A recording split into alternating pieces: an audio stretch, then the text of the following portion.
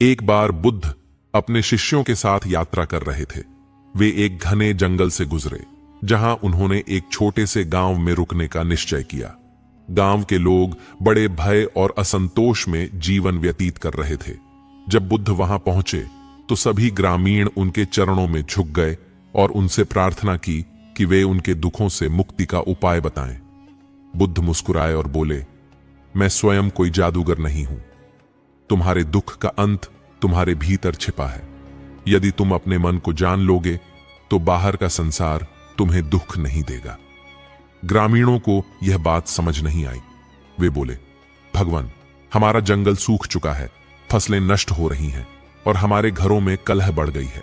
इसमें मन को जानने से क्या होगा? बुद्ध ने कहा, कल प्रातः तुम सब मेरे साथ नदी किनारे चलो, मैं तुम्हें एक रहस्य बताऊंगा।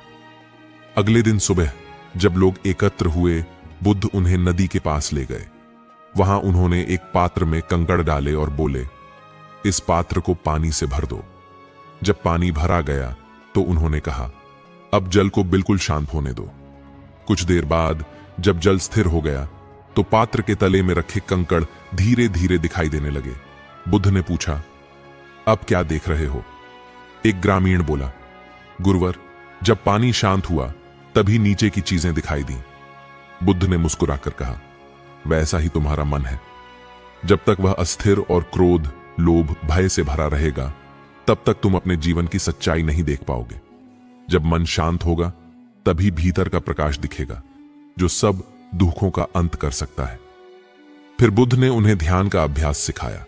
उन्होंने कहा, हर सुबह शांति से बैठो, अपनी सांसों को देखो, अपने विचारों को जैसे बादलों की तरह आने दो और जाने दो। किसी विचार से मत उलझो। पहले कुछ दिनों तक लोगों को यह कठिन लगा, मगर धीरे धीरे वे अपने भीतर शांति का अनुभव करने लगे। जो लोग वर्षों से झगड़ते थे वे एक दूसरे से सहजता से बात करने लगे। जो निराश थे उनमें फिर से जीवन की आशा जाग उठी। कुछ सप्ताह बाद गांव में नए पेड़ लगाए गए। वर्षा आई और नदी फिर से बहने लगी। ग्रामीणों ने समझा कि यह किसी चमत्कार का फल नहीं, बल्कि उनकी एकाग्रता, सहिष्णुता और शांति की शक्ति का परिणाम था। बुद्ध ने विदा लेते हुए कहा, जो व्यक्ति अपने मन का स्वामी बन जाता है, संसार उसे कभी हिला नहीं सकता। यह सबसे बड़ा वरदान है। उस दिन से गांव को शांत ग्राम कहा जाने लगा। लोगों ने अपने बच्चों को यही शिक्षा दी कि बाहरी परिस्थितियां बदल जाएं तो भी मन को स्थिर रखना ही सच्चा धर्म है। जब बुद्ध वहां से चले तो प्रत्येक व्यक्ति के हृदय में एक नया सूरज उग चुका था, आत्मज्ञान का सूरज, जो सदैव प्रकाशित रहता है और जीवन में शांति का अमृत बनकर बहता है। बहुत समय पहले की बात है। कपिलवस्तु राज्य में शांति और समृद्धि का साम्राज्य था। वहीं एक छोटा सा गांव था, शांत, हरियाली से भरपूर, जहां किसान अपने खेतों में काम करते थे, बच्चे तालाबों में खेलते थे और वृद्ध वृक्षों की छाया में बोध और अनुभव की बातें करते थे। उसी गांव में एक निर्धन ब्राह्मण रहता था। उसका नाम था सुदर्शन। उसका जीवन कठिनाइयों से भरा हुआ था, पर उसका मन सरल, भावुक और सच्चा था। वह रोज सुबह सूर्य को अर्घ्य देता, फिर गांव में जाकर किसी के खेत में मजदूरी करता और जो कुछ मिल जाता उसी में संतोष करता। पर एक बात थी जो सुदर्शन को बाकी लोगों से अलग बनाती थी, उसका अटूट विश्वास कि जीवन में जो कुछ भी घटता है वह किसी गहरे अर्थ के साथ आता है। वह अक्सर कहा करता था, यह जीवन केवल संयोगों से नहीं चलता, हर कहानी किसी वरदान की तरह हमारे जीवन में आती है, बस हमें उसकी गहराई समझनी होती है। एक दिन गांव में यह खबर फैली कि स्वयं भगवान बुद्ध पास के वन में अपने भिक्षुओं के साथ ठहरे हुए हैं। यह सुनकर पूरा गांव आनंद से भर गया। सभी लोग बुद्ध के दर्शन के लिए चल पड़े। सुदर्शन भी अपनी लाठी और एक कटोरी में कुछ पुष्प लेकर चल पड़ा। उसका हृदय उल्लास से भर गया था।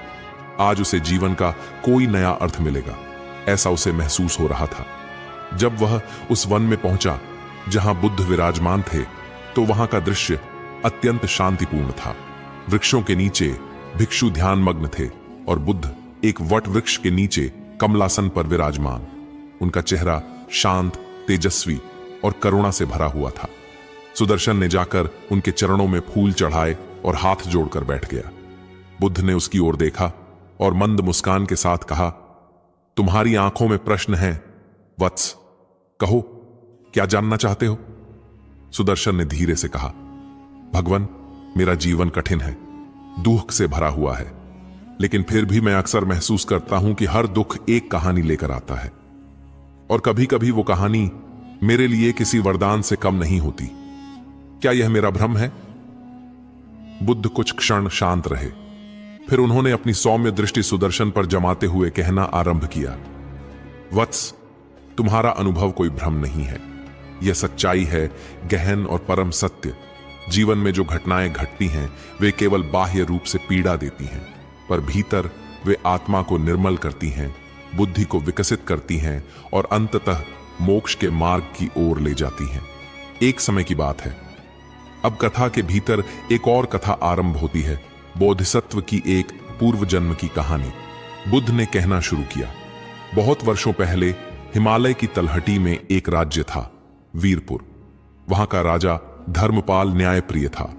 उसका सबसे छोटा पुत्र राजकुमार आदितेय अलग स्वभाव का था। उसे युद्ध में नहीं, ध्यान और ज्ञान में रुचि थी। राजा उसे अक्सर समझाते, आदितेय, तुम्हें युद्ध कला में निपुण होना चाहिए ताकि तुम एक योग्य उत्तराधिकारी बन सको। पर आदितेय विनम्रता से कहता, पिताश्री, मेरी आत्मा को तलवार की चमक नहीं, ध्यान की शांति आकर्षित करती है। एक दिन आदितेय राजमहल छोड़कर वन की ओर निकल पड़ा। उसका मन ज्ञान की खोज में था। कई वर्षों तक वह तप करता रहा, भिक्षा मांगकर जीवन यापन करता और ध्यान में लीन रहता। एक दिन जब वह एक पर्वतीय कुटिया में तप कर रहा था, तब भयंकर तूफान आया। जंगल में आग लग गई, चारों ओर हाहाकार मच गया। एक घायल मृग उसके समीप आकर गिरा। आदितेय ने उसे अपनी शाल में लपेटा, जलते जंगल से बाहर निकला और उसकी सेवा की। कुछ दिन बाद जब वह स्वस्थ हो गया तो वह मृग चला गया। पर उस रात आदितेय के स्वप्न में एक देवता प्रकट हुए। उन्होंने कहा, हे तपस्वी, वह मृग कोई साधारण जीव नहीं था, वह स्वयं धर्म का प्रतीक था। तुमने उसकी रक्षा की और इसलिए तुम्हें एक वरदान प्राप्त होगा। तुम्हारा हर दोहा, हर संघर्ष किसी गहरी कहानी का भाग होगा जो अंततः तुम्हें ज्ञान के शिखर तक पहुंचाएगी। यह कहानी तुम्हारे लिए किसी वरदान से कम नहीं होगी। आदितेय की आंखों से आंसू बहने लगे। उसने समझ लिया कि जीवन की कठिनाइयां हमें तोड़ती नहीं, गढ़ती हैं। और उस क्षण से उसने अपने सभी दुखों को गुरुओं के समान सम्मान देना शुरू कर दिया। कथा का समापन और वर्तमान में वापसी। बुद्ध चुप हो गए। उनके शब्द अब भी वातावरण में गूंज रहे थे। सुदर्शन भाव विभोर था। उसने आंखें मूंद लीं और जैसे उसका अंतर्मन उस कथा की अग्नि में तप कर शुद्ध हो गया हो। भगवान, उसने धीमे स्वर में कहा, अब मैं समझ गया हूं। यह जो मेरा जीवन है, यह जो संघर्ष है, वे केवल परीक्षा नहीं है। यह तो किसी अदृश्य वरदान की तरह है जो मुझे मेरे सत्य से परिचित कराएंगे। यह कहानी, मेरे जीवन की कहानी, वास्तव में किसी वरदान से कम नहीं है। बुद्ध ने सिर हिलाया और कहा, तुमने सत्य को जान लिया वत्स। अब तुम्हारे भीतर जो जागृति आई है वह तुम्हें अंधकार से मुक्त करेगी। उस दिन से सुदर्शन का जीवन बदल गया। वह अब भी वही मजदूर था, पर अब उसका चेहरा शांत और आनंदमय था। गांव वाले कहते थे, सुदर्शन के भीतर कोई दिव्यता समा गई है। वह अपनी कहानी सुनाता और अंत में यही कहता, यह जो मेरी कहानी है, यह वास्तव में मेरे लिए किसी वरदान से कम नहीं है। और धीरे धीरे उसकी बातों ने गांव के कई जीवन बदल दिए। दुख अब लोगों को तोड़ते नहीं थे, वे उन्हें एक नई दृष्टि देते थे, क्योंकि अब सबको यह समझ में आ गया था, हर कहानी में एक वरदान छिपा होता है। बस उसे देखने के लिए आंखें नहीं, जागृत दृष्टि चाहिए। प्राचीन समय की बात है। मगध राज्य के एक समृद्ध नगर में एक अमीर व्यापारी रहता था, जिसका नाम समरजीत था। समरजीत के पास धन दौलत की कोई कमी नहीं थी, परंतु वह स्वभाव से बहुत ही अहंकारी और निर्दयी था। उसे दूसरों को नीचा दिखाने और तकलीफ देने में आनंद आता था। वह गरीबों का मजाक उड़ाता, अपने नौकरों से दुर्व्यवहार करता और बाजार में छोटे व्यापारियों को परेशान करके खुश होता। लोग उसके क्रूर स्वभाव से डरते थे और उससे बचने की कोशिश करते थे, लेकिन उसकी संपत्ति और शक्ति के कारण कोई भी उससे विरोध करने की हिम्मत नहीं करता था। समरजीत को यह बहुत अच्छा लगता था कि लोग उससे डरे। वह जब भी सड़क पर निकलता तो जानबूझकर रास्ते में चल रहे लोगों को धक्का दे देता और हंसता। किसी गरीब भिखारी को कुछ देने के बजाय वह उसका मजाक उड़ाता और कहता, मेहनत करो, भीख मांगने से कुछ नहीं मिलेगा। अगर कोई नौकर गलती से उसके कपड़ों पर हाथ भी रख देता तो वह उसे निर्दयता से पीटता। एक दिन नगर में यह खबर फैली कि महान तपस्वी गौतम बुद्ध पास के एक विहार में ठहरे हुए हैं और वहां प्रवचन देंगे। नगर के लोग उनकी शिक्षाओं को सुनने के लिए उत्सुक थे। समरजीत को भी इस बात की खबर लगी, लेकिन उसे कोई रुचि नहीं थी। उसने मजाक उड़ाते हुए कहा, भला कोई सन्यासी क्या सिखाएगा? जीवन में सुख तो धन, वैभव और शक्ति से ही मिलता है। लेकिन जब उसने देखा कि नगर के प्रतिष्ठित व्यापारी और राजा के मंत्री भी बुद्ध के प्रवचन में जा रहे हैं, तो उसे लगा कि उसे भी वहां जाना चाहिए, ताकि लोग यह न सोचें कि वह किसी से कम है। समरजीत भारी ठाठ बाट के साथ विहार पहुंचा। वहां पहले से ही बहुत लोग बैठे हुए थे और बुद्ध की वाणी सुन रहे थे। उन्होंने कहा, क्रोध, अहंकार और दूसरों को दुख देने की प्रवृत्ति आत्मा को कमजोर बनाती है। सच्चा आनंद दूसरों को सुख देने में है, न कि उन्हें पीड़ा देने में। समरजीत ने यह सुना और हंसते हुए कहा, महाराज, क्या सच में दूसरों को सुख देने से आनंद मिलता है? मुझे तो दूसरों को सताने में ही आनंद आता है। जब मैं किसी का अपमान करता हूं तो मुझे खुशी मिलती है। जब मैं किसी को रुलाता हूं तो मुझे ताकत का एहसास होता है। आपकी बातें मेरे लिए निरर्थक हैं। बुद्ध ने शांत भाव से उसकी ओर देखा और मुस्कुराए। उन्होंने कहा, ठीक है, मैं तुम्हें एक प्रश्न पूछता हूं। यदि कोई व्यक्ति तुम्हें एक उपहार दे और तुम उसे स्वीकार न करो, तो वह उपहार किसके पास रहेगा? समरजीत ने उत्तर दिया, स्वाभाविक है, वह उपहार उसी व्यक्ति के पास रहेगा जिसने उसे दिया था। बुद्ध ने पुनः मुस्कुराते हुए कहा, ठीक वैसे ही, जब तुम किसी को क्रोध, अपमान और पीड़ा का उपहार देते हो और यदि वह उसे स्वीकार न करे, तो वह तुम्हारे पास ही रहेगा। तुम जिस पीड़ा को दूसरों को देने का प्रयास करते हो, वह वास्तव में तुम्हारे ही भीतर रहती है। यही कारण है कि तुम कभी भी वास्तव में शांत और संतुष्ट महसूस नहीं करते। तुम्हारी खुशी दूसरों को दुखी करने पर टिकी हुई है, लेकिन क्या तुमने कभी यह सोचा है कि यह खुशी कितनी अस्थायी है? तुम्हारे पास सब कुछ है, लेकिन फिर भी तुम्हें भीतर से सच्ची शांति नहीं मिली। बुद्ध की बातें सुनकर समरजीत कुछ पल के लिए चुप हो गया। उसने कभी इस दृष्टिकोण से सोचा ही नहीं था। वह हमेशा दूसरों को तकलीफ देकर प्रसन्न होता था, लेकिन यह पहली बार था जब किसी ने यह बताया कि वह जो भी नकारात्मकता दूसरों को दे रहा था, वह वास्तव में उसी के भीतर बनी रहती थी। लेकिन समरजीत अपने अहंकार के कारण तुरंत हार मानने वालों में से नहीं था। उसने बुद्ध से कहा, आपकी बातें दिलचस्प हैं, लेकिन जीवन में शक्ति और संपत्ति ही सबसे महत्वपूर्ण चीजें हैं। जो कमजोर होते हैं वे ही दयालुता की बातें करते हैं। बुद्ध ने मुस्कुराते हुए एक और कहानी सुनाई। एक राजा था जिसके पास अपार धन दौलत थी, लेकिन वह हमेशा क्रोधित रहता था। उसके पास सब कुछ था, परंतु रात को वह चैन से सो नहीं पाता था। एक दिन उसने देखा कि एक गरीब आदमी सड़क किनारे एक वृक्ष के नीचे लेटा हुआ गहरी नींद में सो रहा था। राजा को यह देखकर आश्चर्य हुआ कि जिसके पास कुछ भी नहीं था वह इतने आनंद से सो रहा था, और जिसके पास सब कुछ था वह बेचैन था। राजा ने समझा कि सच्ची शांति बाहरी चीजों में नहीं, बल्कि आंतरिक संतोष में होती है। समरजीत को अब धीरे धीरे यह एहसास होने लगा कि उसके पास सब कुछ होते हुए भी उसे कभी वास्तविक संतोष नहीं मिला। वह हर समय दूसरों को सताने में लगा रहता था, लेकिन आज पहली बार उसे यह महसूस हुआ कि शायद यही कारण था कि वह स्वयं भी भीतर से अशांत था।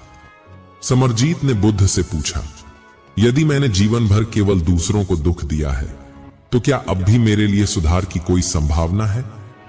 बुद्ध ने उत्तर दिया, हर व्यक्ति के लिए सुधार संभव है, यदि वह वास्तव में परिवर्तन चाहता है। जल को गंदा करने में एक पल लगता है, लेकिन यदि तुम धीरे धीरे स्वच्छ जल उसमें मिलाते जाओ तो एक दिन वह पूरी तरह निर्मल हो जाता है। ठीक वैसे ही यदि तुम धीरे धीरे अपनी बुरी आदतें छोड़कर अच्छे कर्म करने लगो तो तुम्हारा हृदय भी शुद्ध हो जाएगा।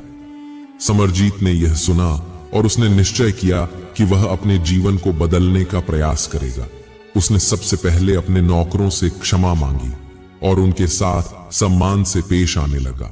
उसने गरीबों को दान देना शुरू किया, लेकिन यह भी समझा कि केवल दान देना ही पर्याप्त नहीं है, बल्कि उन्हें आत्मनिर्भर बनाना भी महत्वपूर्ण है। कुछ महीनों में ही उसका व्यवहार बदल गया। लोग जो पहले उससे डरते थे अब उसे सम्मान देने लगे। वह धीरे धीरे समझ गया कि सच्चा आनंद दूसरों को सताने में नहीं बल्कि उन्हें खुश करने में है। समय बीतता गया और समरजीत अब पहले जैसा निर्दयी व्यक्ति नहीं रहा।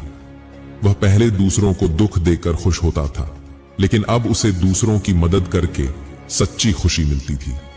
वह समझ गया था कि क्रूरता से अर्जित आनंद अस्थायी होता है, जबकि सच्ची खुशी करुणा और प्रेम में निहित होती है। गौतम बुद्ध की शिक्षा ने उसका जीवन बदल दिया था। अब जब भी कोई उसे देखता तो वह पहले की तरह डरता नहीं था, बल्कि उसकी ओर आदर और प्रेम से देखता था। यह देखकर समरजीत को वह आनंद मिलता था जो उसे पहले कभी नहीं मिला था। इस प्रकार अहंकारी और निर्दयी समरजीत करुणा और प्रेम का अनुयायी बन गया और उसने सच्ची शांति प्राप्त की। चलिए अब आज की अंतिम कहानी की तरफ बढ़ते हैं। नमस्कार दोस्तों, अकेला व्यक्ति हर बार यूट्यूब चैनल में आपका दिल से स्वागत है। तो ज्यादा समय न लेते हुए शुरू करते हैं। मानवता की बर्बादी के 7 कारणों पर आधारित एक प्रेरणादायक कहानी प्रस्तुत है। इस कहानी में उन कारणों का वर्णन किया गया है जो मानवता के पतन का कारण बनते हैं। इसमें हर कारण को स्पष्ट रूप से दिखाया गया है। साथ ही यह भी बताया गया है कि कैसे हमें इन कारणों से बचकर जीवन में सच्चे मार्ग पर चलना चाहिए। बहुत समय पहले की बात है। एक छोटे से गांव में एक व्यक्ति रहा करता था। वह व्यक्ति बहुत ही दयालु और सरल स्वभाव का था। उसका नाम सुशोधन अमर था। सुशोधन के मन में सच्चाई और अच्छाई की गहरी समझ थी। वह हमेशा दूसरों की मदद करने में विश्वास करता था और गांव के सभी लोग उसे सम्मान की नजरों से देखते थे। लेकिन एक दिन सुशोधन ने देखा कि उसका गांव बदलने लगा है। लोग अब पहले की तरह अच्छे नहीं रहे थे। एक अजीब सा बदलाव उस छोटे से गांव को घेर रहा था। लोगों की आंखों में पहले जैसी सादगी और प्यार नहीं था। एक दिन सुशोधन ने सोचा, क्या कारण है कि गांव में यह बदलाव आ रहा है। तभी एक बूढ़े संत से उसकी मुलाकात हुई, जिनका नाम देवाचार्य ने सुशोधन से कहा, बेटे, मानवता के पतन के कई कारण हैं जो समय के साथ होते जाते हैं। अगर तुम इन कारणों को समझ पाओ तो तुम अपने गांव और समाज को फिर से संजीवित कर सकते हो। संत के शब्दों ने सुशोधन को प्रेरित किया। उसने तय किया कि वह इन 7 कारणों को समझेगा और गांव के लोगों को इनसे बचने के लिए जागरूक करेगा। पहला कारण, स्वार्थी प्रवृत्तियां। सुशोधन ने देखा कि गांव के लोग अब केवल अपने स्वार्थ के बारे में सोचने लगे थे। पहले लोग एक दूसरे की मदद करते थे, लेकिन अब हर कोई अपनी ही दुनिया में खो गया था। उन्होंने दूसरों की परेशानियों पर ध्यान देना छोड़ दिया था। संत देवाचार्य ने सुशोधन से कहा, स्वार्थी प्रवृत्तियां मानवता के पतन का पहला कारण है। जब लोग केवल अपने स्वार्थ में उलझे रहते हैं तो वे दूसरों के दुख दर्द को महसूस नहीं कर पाते। यही स्वार्थ दूसरों के साथ नफरत, दुश्मनी और ईर्ष्या को जन्म देता है। सुशोधन ने ठान लिया कि वह इस स्वार्थी प्रवृत्ति को गांव में फैलने नहीं देगा। वह सबको समझाने के लिए तैयार हो गया। दूसरा कारण, अहंकार और घमंड। सुशोधन ने देखा कि कुछ लोग अपने पद और प्रतिष्ठा के कारण अहंकार में डूबे हुए थे। वे खुद को दूसरों से श्रेष्ठ मानते थे और अपने आसपास के लोगों को तुच्छ समझते थे। देवाचार्य ने कहा, अहंकार और घमंड मानवता को नष्ट कर देते हैं। जब लोग अपने अहंकार में जीते हैं तो वे न केवल दूसरों के साथ गलत करते हैं बल्कि खुद की आत्मा का भी उल्लंघन करते हैं। सुशोधन ने समझाया कि अगर हम विनम्र रहकर दूसरों का सम्मान करें तो समाज में शांति, और सद्भाव रहेगा। तीसरा कारण, अनैतिकता और भ्रष्टाचार। गांव में अब कुछ लोग दूसरों से ज्यादा लाभ लेने के लिए अनैतिक तरीके अपना रहे थे। भ्रष्टाचार ने यहां अपनी जड़ें फैलानी शुरू कर दी थी। देवाचार्य ने कहा, जब लोग अपनी नैतिकता और ईमानदारी खो देते हैं तो वे समाज के लिए खतरा बन जाते हैं। भ्रष्टाचार से न केवल व्यक्तिगत जीवन प्रभावित होता है, बल्कि समाज में विश्वास का भी ह्रास होता है। सुशोधन ने इस पर विचार किया और लोगों को समझाया कि अगर हम ईमानदारी से काम करेंगे तो समाज में हर कोई तरक्की करेगा। चौथा कारण, बुरी संगत। सुशोधन ने देखा कि कुछ लोग बुरी संगत में फंस गए थे। वे उन लोगों के साथ समय बिता रहे थे जो सिर्फ नशा करते थे और समाज के लिए कुछ भी अच्छा नहीं कर रहे थे। देवाचार्य ने कहा, बुरी संगत में रहने से लोग बुरे विचारों और आदतों से प्रभावित हो जाते हैं। यह समाज की बुराई का कारण बनता है। सुशोधन ने यह समझाया कि बुरी संगत से हमें हमेशा दूर रहना चाहिए और अच्छे लोगों के साथ संबंध बनाना चाहिए। पांचवां कारण, अहिंसा का त्याग। गांव में लोग अब ज्यादा हिंसक हो गए थे। छोटी छोटी बातों पर झगड़े और लड़ाई होने लगी थी। देवाचार्य ने कहा, अहिंसा का त्याग करना समाज के लिए बहुत ही खतरनाक होता है। जब लोग एक दूसरे पर हिंसा करते हैं तो समाज का वातावरण भय और आतंक से भर जाता है। सुशोधन ने गांव वालों को समझाया कि हमें किसी भी परिस्थिति में हिंसा से बचना चाहिए और शांति से सभी समस्याओं का समाधान करना चाहिए। छठा कारण, शिक्षा का अभाव। गांव में लोग अब पढ़ाई लिखाई को महत्व नहीं दे रहे थे। शिक्षा का स्तर गिरता जा रहा था। देवाचार्य ने कहा, शिक्षा के बिना समाज का विकास नहीं हो सकता। जब लोग अपने बच्चों को शिक्षा नहीं देते तो वे केवल अंधकार में जीते हैं। सुशोधन ने लोगों से अपील की कि वे अपने बच्चों को अच्छी शिक्षा दें ताकि वे समाज में सकारात्मक बदलाव ला सकें। सातवां कारण, धार्मिक आस्थाओं का कमजोर होना। सुशोधन ने देखा कि लोग अब धार्मिक आस्थाओं को कमजोर करने लगे थे। पूजा पाठ और धार्मिक कर्मकांडों में भाग लेना बहुत कम हो गया था। देवाचार्य ने कहा, जब लोगों की धार्मिक आस्थाएं कमजोर हो जाती हैं तो वे जीवन के उद्देश्य को भूल जाते हैं। यह समाज के लिए बहुत ही खतरनाक होता है। सुशोधन ने गांव वालों को समझाया कि हमें अपने धर्म और आस्थाओं को मजबूत करना चाहिए ताकि हम सच्चे मार्ग पर चल सकें। सुशोधन ने संत देवाचार्य की बातों को ध्यान से सुना और समझा। उसने गांव में इन 7 कारणों के बारे में सभी को बताया।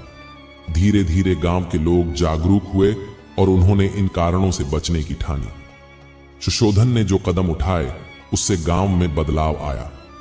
लोग एक दूसरे की मदद करने लगे, अहंकार और घमंड से दूर रहे, ईमानदारी और शिक्षा को महत्व दिया और सबसे महत्वपूर्ण बात यह थी कि वे शांति और धर्म के मार्ग पर चलने लगे।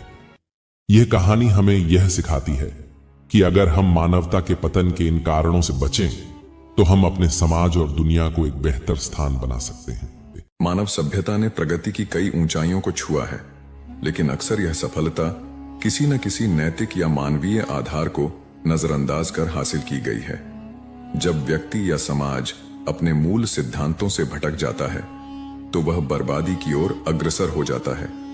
गौतम बुद्ध ने हजारों वर्ष पहले मनुष्य की बर्बादी के उन 7 कारणों की पहचान की थी जो आज भी उतने ही प्रासंगिक हैं। ये 7 कारण हैं: सिद्धांतों के बिना राजनीति, श्रम के बिना धन, विवेक के बिना सुख, चरित्र के बिना ज्ञान, नैतिकता के बिना व्यापार, मानवीयता के बिना विज्ञान और त्याग के बिना पूजा। ये केवल शब्द नहीं बल्कि चेतावनी है।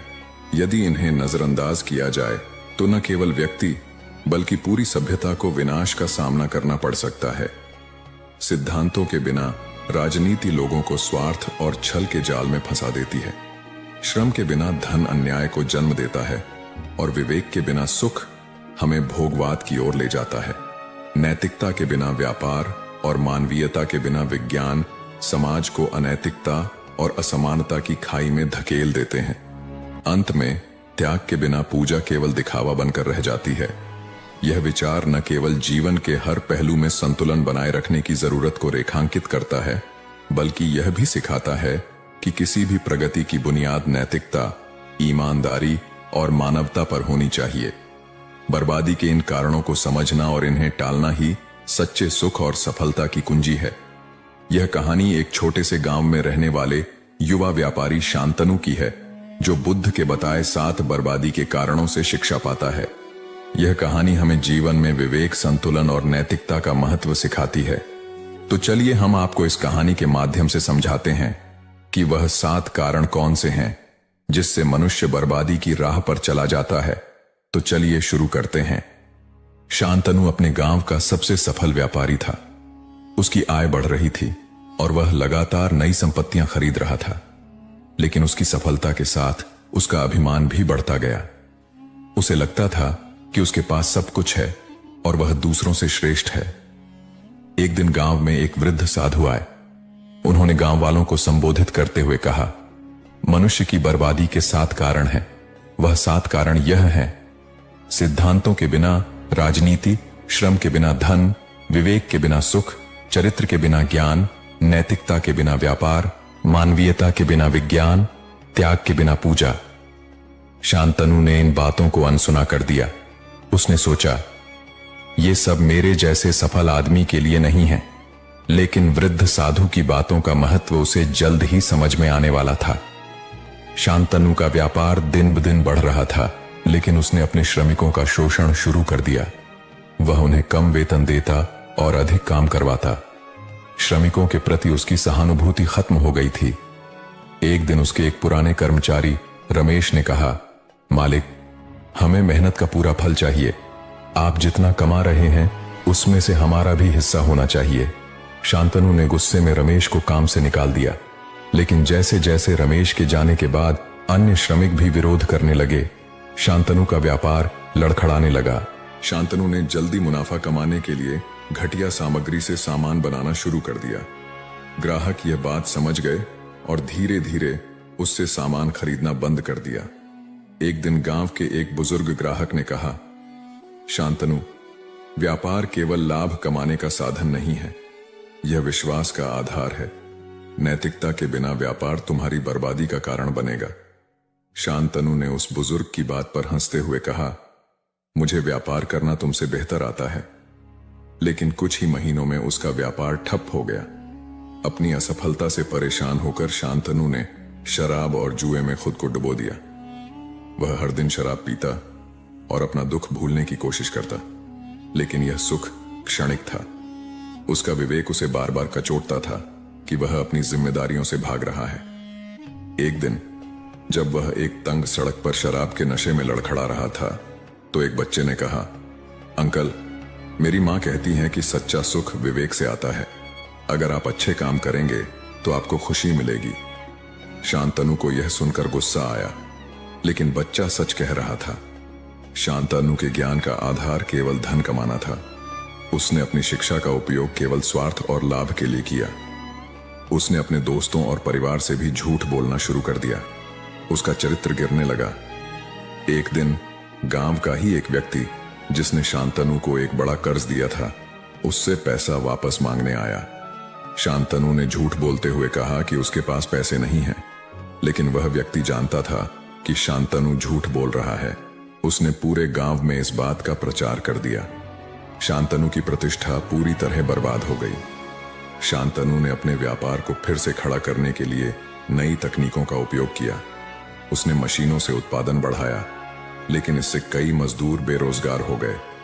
उसने इस बात की परवाह नहीं की कि इन मजदूरों के परिवारों का क्या होगा। मजदूरों के विरोध से परेशान होकर शांतनु ने कहा, मेरे व्यापार में विज्ञान का उपयोग मुझे आगे ले जाएगा। तुम्हारी बेरोजगारी मेरी समस्या नहीं है। लेकिन जब गांव वालों ने यह देखा कि शांतनु केवल अपनी भलाई के लिए काम कर रहा है, तो उन्होंने उसका बहिष्कार करना शुरू कर दिया। अपनी दुर्दशा से बचने के लिए शांतनु ने पूजा पाठ शुरू कर दिया। वह हर दिन मंदिर में जाकर भगवान से प्रार्थना करता, लेकिन उसके मन में कोई बदलाव नहीं आया। वह अपने कर्मों का त्याग करने को तैयार नहीं था। एक दिन वही वृद्ध साधु फिर से गांव आए। उन्होंने शांतनु को देखा और कहा, तुम पूजा कर रहे हो, लेकिन तुमने अपने अहंकार, लालच और पापों का त्याग नहीं किया। त्याग के बिना पूजा व्यर्थ है। शांतनु ने गुस्से में साधु से कहा, मुझे तुम्हारी सलाह की जरूरत नहीं है। धीरे धीरे शांतनु की संपत्ति खत्म हो गई। उसके मित्र, परिवार और ग्राहक सभी उससे दूर हो गए। एक दिन वह उसी सड़क पर बैठा हुआ था जहां से कभी वह रथ में बैठकर गर्व से गुजरता था। उसी समय वृद्ध साधु फिर से वहां से गुजर रहे थे। शांतनु ने रोते हुए उनसे कहा, मुझे माफ कर दीजिए, मैंने आपकी बातें नहीं मानी और आज मैं बर्बाद हो गया हूं। साधु ने मुस्कुराते हुए कहा, हर बर्बादी के पीछे कारण होता है और हर कारण को सुधारने का उपाय भी। अपने जीवन में सिद्धांत, श्रम, विवेक, चरित्र, नैतिकता, मानवीयता और त्याग लाओ। तुम्हारा जीवन फिर से सफल हो जाएगा। शांतनु ने साधु के उपदेश को अपना लिया। उसने श्रमिकों से माफी मांगी, व्यापार में नैतिकता लाई और अपने चरित्र को सुधारने के लिए कड़ी मेहनत की। धीरे धीरे उसने अपनी खोई हुई प्रतिष्ठा और व्यापार को वापस पा लिया। अब शांतनु एक ऐसा व्यापारी बन गया था जो केवल लाभ नहीं बल्कि मानवता, नैतिकता और विवेक के साथ काम करता था। बुद्ध द्वारा बताए गए 7 बर्बादी के कारण केवल शब्द नहीं बल्कि जीवन जीने के नियम हैं। यह कहानी हमें सिखाती है कि सफलता और सुख के लिए नैतिकता, विवेक और त्याग का होना अनिवार्य है। दोस्तों, जाने अनजाने में हम कुछ ऐसी गलतियां कर देते हैं जिसका पछतावा हमें बाद में होता है। हमें जब अपनी गलती का एहसास होता है तब बहुत देर हो जाती है। तब तक हम बर्बाद हो चुके होते हैं। तो आखिर वो जीवन में कौन कौन सी गलतियां हैं जिसके बारे में हमें पता नहीं है, जो हमें बर्बाद कर रही है? आइए आज इस कहानी में यही बात करते हैं कि इंसान की कौन कौन सी गलतियां हैं जो उन्हें बर्बाद कर देती है। अपनी बर्बादी के कारण अगर हम पता कर लें तो हमारा जीवन सुखमय बन सकता है। बहुत समय पहले की बात है। एक नगर में एक धनी सेठ रहा करता था। उस सेठ के पास सभी तरह की सुख सुविधाएं थीं, लेकिन उसकी कोई संतान नहीं थी। संतान के दुख में वह हमेशा चिंतित रहता था। फिर एक दिन उसे पता चलता है कि उसकी पत्नी गर्भवती है। वह बहुत प्रसन्न हो जाता है। फिर उसने अपनी पत्नी का खूब ख्याल रखा। ऐसे में एक दिन उसके घर पर एक पुत्र का जन्म होता है। सेठ पुत्र के जन्म पर बहुत ही प्रसन्न था।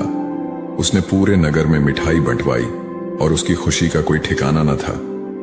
देखते ही देखते उसका पुत्र बड़ा हो गया और सेठ ने अपने पुत्र को गुरुकुल भेजने का निर्णय किया ताकि वो पढ़ लिख कर एक विद्वान बन सके। अभी उसके पुत्र की उम्र ज्यादा नहीं हुई थी, लेकिन उसने छोटी ही उम्र में अपने पुत्र को गुरुकुल भेज दिया। गुरुकुल में वो बालक अच्छे से शिक्षा ग्रहण करता, अपने गुरु की सभी आज्ञाओं का पालन करता। ऐसे में वह बालक वहां का सबसे होनहार विद्यार्थी बन गया।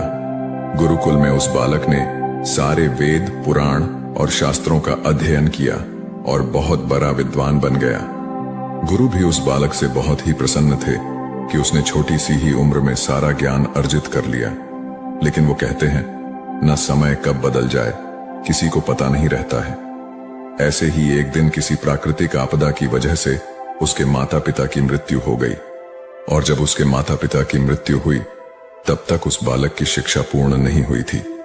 और जब उस बालक ने इस खबर को सुना कि उसके माता पिता इस दुनिया में नहीं रहे और उनका सब कुछ बर्बाद हो चुका है, तो उस बालक का इस सांसारिक मोह माया से मन उठ गया। उसके बाद उस बालक ने निश्चय किया कि वो गुरुकुल से शिक्षा पूर्ण करने के बाद अपना संपूर्ण जीवन लोगों की भलाई में व्यतीत कर देगा। और जब उस बालक की शिक्षा पूर्ण हो गई, उसके बाद वो बालक सन्यासी बन गया और वह सांसारिक वस्तुओं से दूर हिमालय की जंगल में चला गया। वन में जाकर उसने लंबे समय तक तपस्या की। तपस्या पूर्ण करने के बाद उस सन्यासी ने लोगों को शिक्षा देना प्रारंभ कर दिया। समय के साथ साथ उस सन्यासी की चर्चा चारों तरफ होने लगी और दूर दूर से लोग उसके पास शिक्षा ग्रहण करने आने लगे। और बहुत से लोग उसके पास अपनी समस्याओं का समाधान खोजने के लिए भी आने लगे। सन्यासी सभी लोगों की समस्याएं बड़ी आसानी से सुलझा देता, जिस वजह से वो पूरे राज्य में मशहूर हो गया था। लेकिन जिस नगर में वो रहता था, उस नगर का राजा एक क्रूर व्यक्ति था। जब राजा को उस सन्यासी के बारे में पता चला तो उस राजा ने उससे मिलने का निश्चय किया। अगली सुबह राजा अपने महल से निकलकर उस सन्यासी से मिलने के लिए निकल गया और फिर सन्यासी के कुटिया के बाहर पहुंच गया। वहां पहुंचकर जब राजा ने उस सन्यासी को देखा, तब राजा उस सन्यासी को देखता ही रह गया। उसके चेहरे पर एक अलग ही तेज था। जब वो उस सन्यासी के पास पहुंचा, तब राजा को अपार शांति का अनुभव हुआ। उस राजा ने सन्यासी को प्रणाम किया और उनके पास ही बैठ गया और उनसे वार्तालाप करने लगा। वो राजा पहली ही मुलाकात में उस सन्यासी के व्यक्तित्व से इतना प्रभावित हुआ कि उसने उसी समय से अच्छाई की राह पर चलने की ठान ली और मन ही मन सोचने लगा कि इतनी छोटी सी मुलाकात में यह सन्यासी मुझे इतना बदल सकता है, तो अगर यह हमेशा मेरे साथ ही रहने लगे तो मेरी तो जिंदगी ही बदल जाएगी। और यही सोचकर राजा सन्यासी से महल चलने का आग्रह करने लगा। राजा का आग्रह सुनकर सन्यासी मना नहीं कर पाया और वह राजमहल चलने को तैयार हो गए। फिर राजा सन्यासी को लेकर राजमहल की ओर चल दिया। राजमहल पहुंचने पर राजा ने सन्यासी का खूब आदर सत्कार किया और उसके बाद राजा ने सन्यासी को एक सही कमरे में भोजन करवाया। भोजन के बाद सन्यासी ने राजा को धन्यवाद कहा और राजा से जाने की अनुमति मांगी। यह सुनकर राजा ने कहा कि आप हमारे बगीचे में जब तक चाहे रह सकते हैं। आपको यहां पर किसी भी प्रकार की असुविधा नहीं होगी और आप यहां रहेंगे तो हमारे प्रजा को भी अच्छा लगेगा और हमें भी अच्छा लगेगा। यह सुनकर सन्यासी ने राजा का प्रस्ताव स्वीकार कर लिया। उसके बाद राजा ने सेवकों से कहा कि सन्यासी महाराज के लिए बगीचे में रहने का, खाने का, वस्त्र इत्यादि का प्रबंध किया जाए।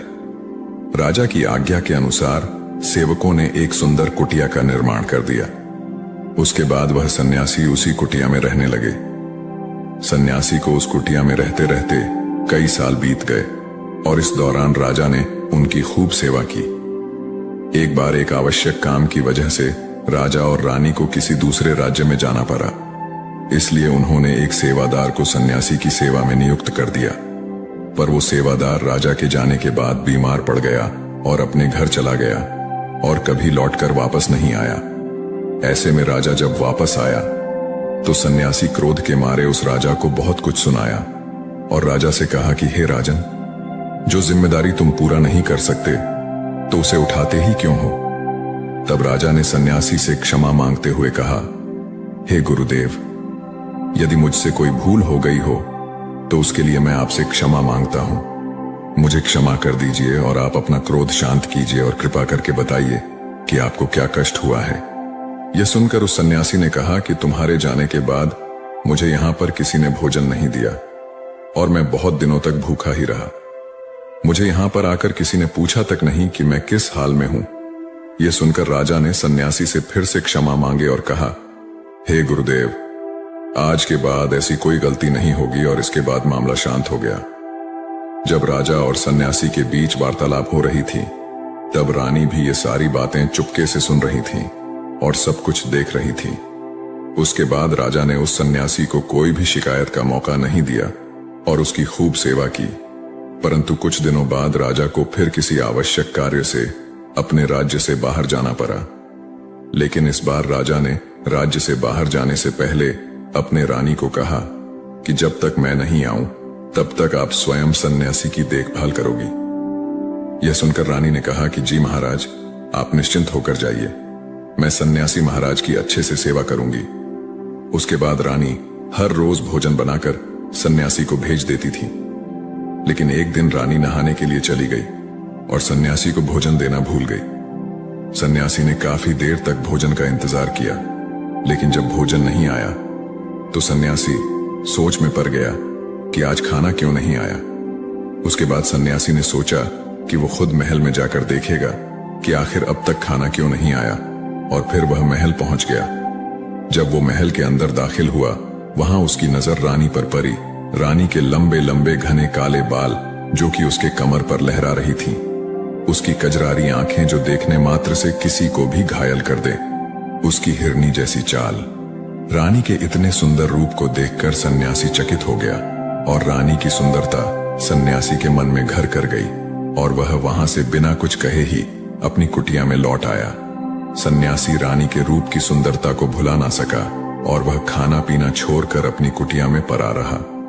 सन्यासी अपने विचारों के चलते कई दिनों तक कुछ नहीं खाया, जिस वजह से वो बहुत कमजोर हो गया। फिर कुछ समय बाद राजा वापस लौटे और जब उन्हें सन्यासी की हालत का पता चला तो वह सीधे सन्यासी से मिलने उनके कुटिया के पास पहुंच गए और बोले कि हे गुरुदेव, क्या बात है, आपको क्या हो गया है और आप इतने कमजोर कैसे हो गए? आखिर आपको किस बात की चिंता है? किस गहरी सोच में डूबे हुए हो? क्या मुझसे कोई भूल हो गई है? तब सन्यासी ने कहा कि नहीं राजन, आपसे कोई भूल नहीं हुई है। यह सुनकर राजा ने कहा, तो फिर आखिर क्या बात है, आप मुझे बताइए, मैं आपकी परेशानी जरूर हल करूंगा। यह सुनकर सन्यासी ने राजा से कहा कि हे राजन, मैं आपके रानी की अद्भुत सुंदरता को देखकर उनके विचारों में खो गया हूं और अब मैं रानी के बिना जिंदा भी नहीं रह सकता।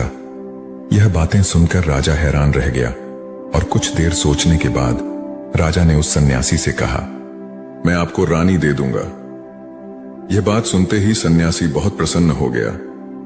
फिर राजा सन्यासी को लेकर महल चले गए और जब राजा सन्यासी को लेकर महल पहुंचे, उस दिन रानी ने सबसे सुंदर वस्त्र पहनी हुई थी।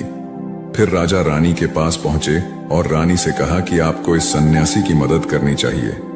यह बहुत कमजोर पड़ गए हैं और मैं नहीं चाहता कि किसी ज्ञानी पुरुष की हत्या का कलंक मेरे सर पर लगे। उसके बाद राजा ने रानी से पूछा कि क्या आप इस कलंक को अपने सिर लेना चाहेंगे? राजा की यह बात सुनकर रानी ने राजा से पूछा कि आखिर इस सन्यासी के दुख का कारण क्या है? तब राजा ने रानी से कहा कि सन्यासी आपके अद्भुत सुंदरता के दीवाने हो गए हैं। राजा की यह बात सुनकर रानी ने कहा, राजन आप चिंता न करें, अब आप सब कुछ मेरे ऊपर छोड़ दीजिए। मुझे पता है कि मुझे अब क्या करना है। उससे आपके ऊपर न तो सन्यासी के हत्या का पाप लगेगा और न ही उससे मेरी पवित्रता का नाश होगा। रानी की यह बात सुनकर राजा ने रानी को सन्यासी को सौंप दिया। उसके बाद सन्यासी रानी को लेकर कुटिया में पहुंचे। कुटिया के अंदर दाखिल होकर रानी ने सन्यासी से कहा कि हमें रहने के लिए घर चाहिए, हम इस झोपड़ी में नहीं रह सकते। यह सुनकर सन्यासी राजा के पास गया और राजा से जाकर बोला कि हे राजन, हमें रहने के लिए एक घर चाहिए। सन्यासी की बात सुनकर राजा ने उनके लिए घर का प्रबंध कर दिया। फिर सन्यासी रानी को लेकर घर पहुंचा। जब रानी सन्यासी के साथ उस घर पर पहुंची, तब रानी ने कहा कि यह घर तो बहुत गंदा है और इसकी हालत बहुत खराब है, मैं इस घर में नहीं रह सकती। यह सुनकर फिर से वो सन्यासी राजा के पास गया और राजा के पास जाकर बोला, हे राजन, आपने जो हमें घर दिया है उस घर की हालत बहुत खराब है। सन्यासी की बात सुनकर राजा ने घर की हालत ठीक करवा दी। उसके बाद फिर रानी घर के अंदर गई और नहा धोकर बिस्तर पर आ गई। फिर सन्यासी भी बिस्तर पर आ गया। फिर उसके बाद रानी ने सन्यासी से कहा कि आपको पता है आप कौन हैं और अब आप क्या बन गए हैं? आप एक महान सन्यासी थे जिसके लिए राजा स्वयं सारी सुविधाएं उपलब्ध कराते थे।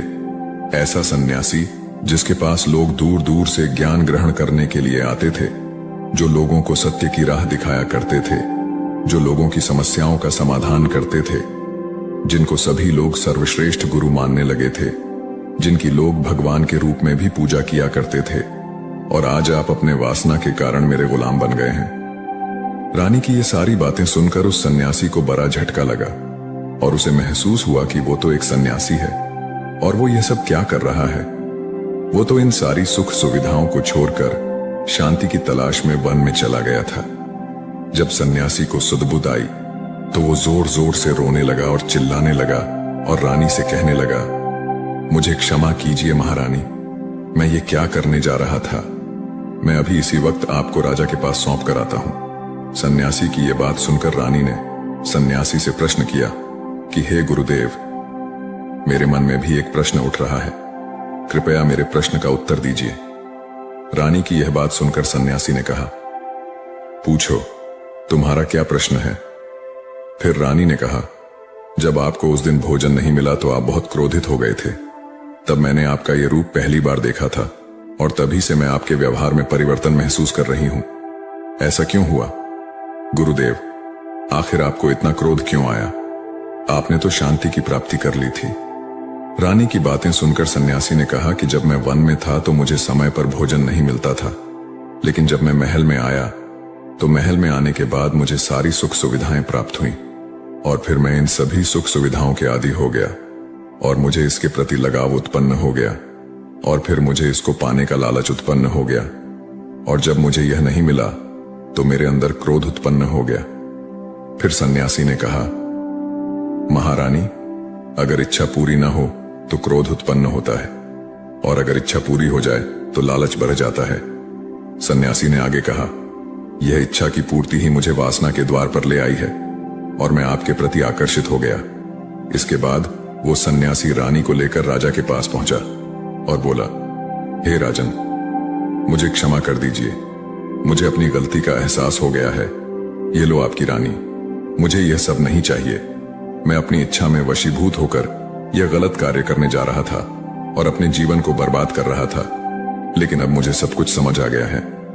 उसके बाद उस सन्यासी ने कहा कि हे राजन, मनुष्य की बर्बादी का कारण उसकी 4 आदतें बनती है और दुनिया के हर एक व्यक्ति के अंदर ये 4 अवगुण होते हैं, लेकिन जो व्यक्ति इन पर नियंत्रण पा लेता है वह दुख और परेशानियों से बच जाता है और वहीं जो व्यक्ति इन 4 दोषों पर नियंत्रण नहीं कर पाता है वो बर्बाद होने के कगार पर पहुंच जाता है। यह सुनकर राजा ने कहा, हे गुरुदेव, आप मुझे वह 4 आदतें बताइए जिससे मनुष्य की बर्बादी हो जाती है।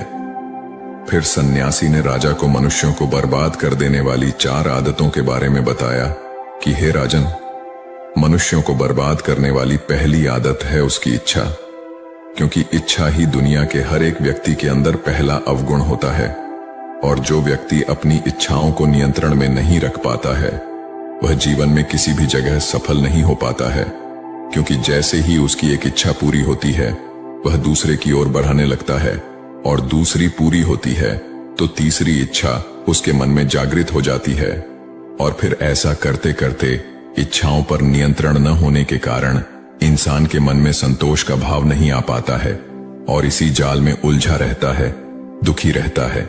इसीलिए राजन, जब हम अपनी इच्छाओं पर नियंत्रण पा लेते हैं तो हम हमारे मन पर भी नियंत्रण कर लेते हैं और जब हमारा मन हमारे वश में होता है तो हमें सुख ही सुख की प्राप्ति होती है। फिर जो हम चाहते हैं वही हमारे साथ होता है। फिर सन्यासी कहता है कि हे राजन, मनुष्य को बर्बाद करने वाली दूसरी आदत है वासना।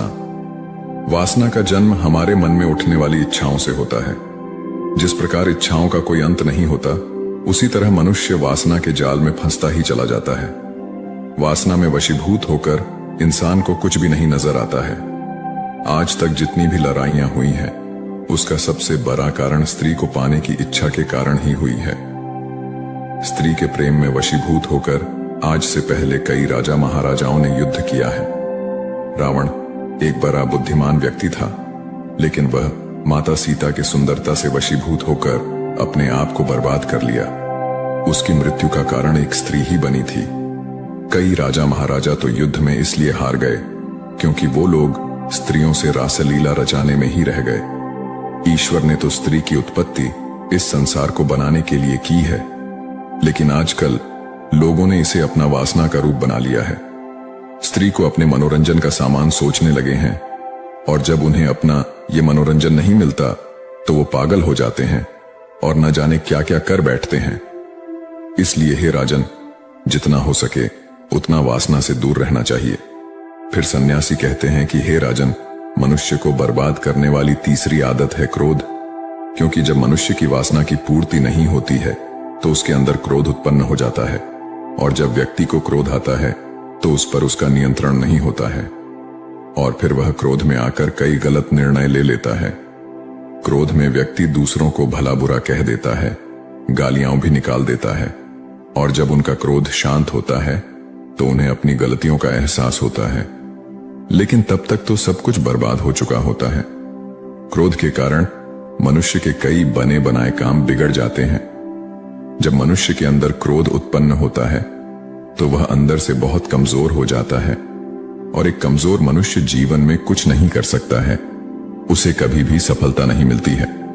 फिर सन्यासी कहता है, हे राजन, मनुष्य को बर्बाद करने वाली चौथी आदत है लालच। हे राजन, लालच का फल सदैव ही बुरा होता है। लालच में पड़कर हम बहुत लोगों का बुरा कर देते हैं हर मनुष्य के जीवन में ऐसे अवसर अवश्य आते हैं जब वो लालच कर बैठता है और अधिक पाने की लालसा में वो कुछ ऐसा कर जाता है जिससे जो उसके पास था वो भी वह खो देता है।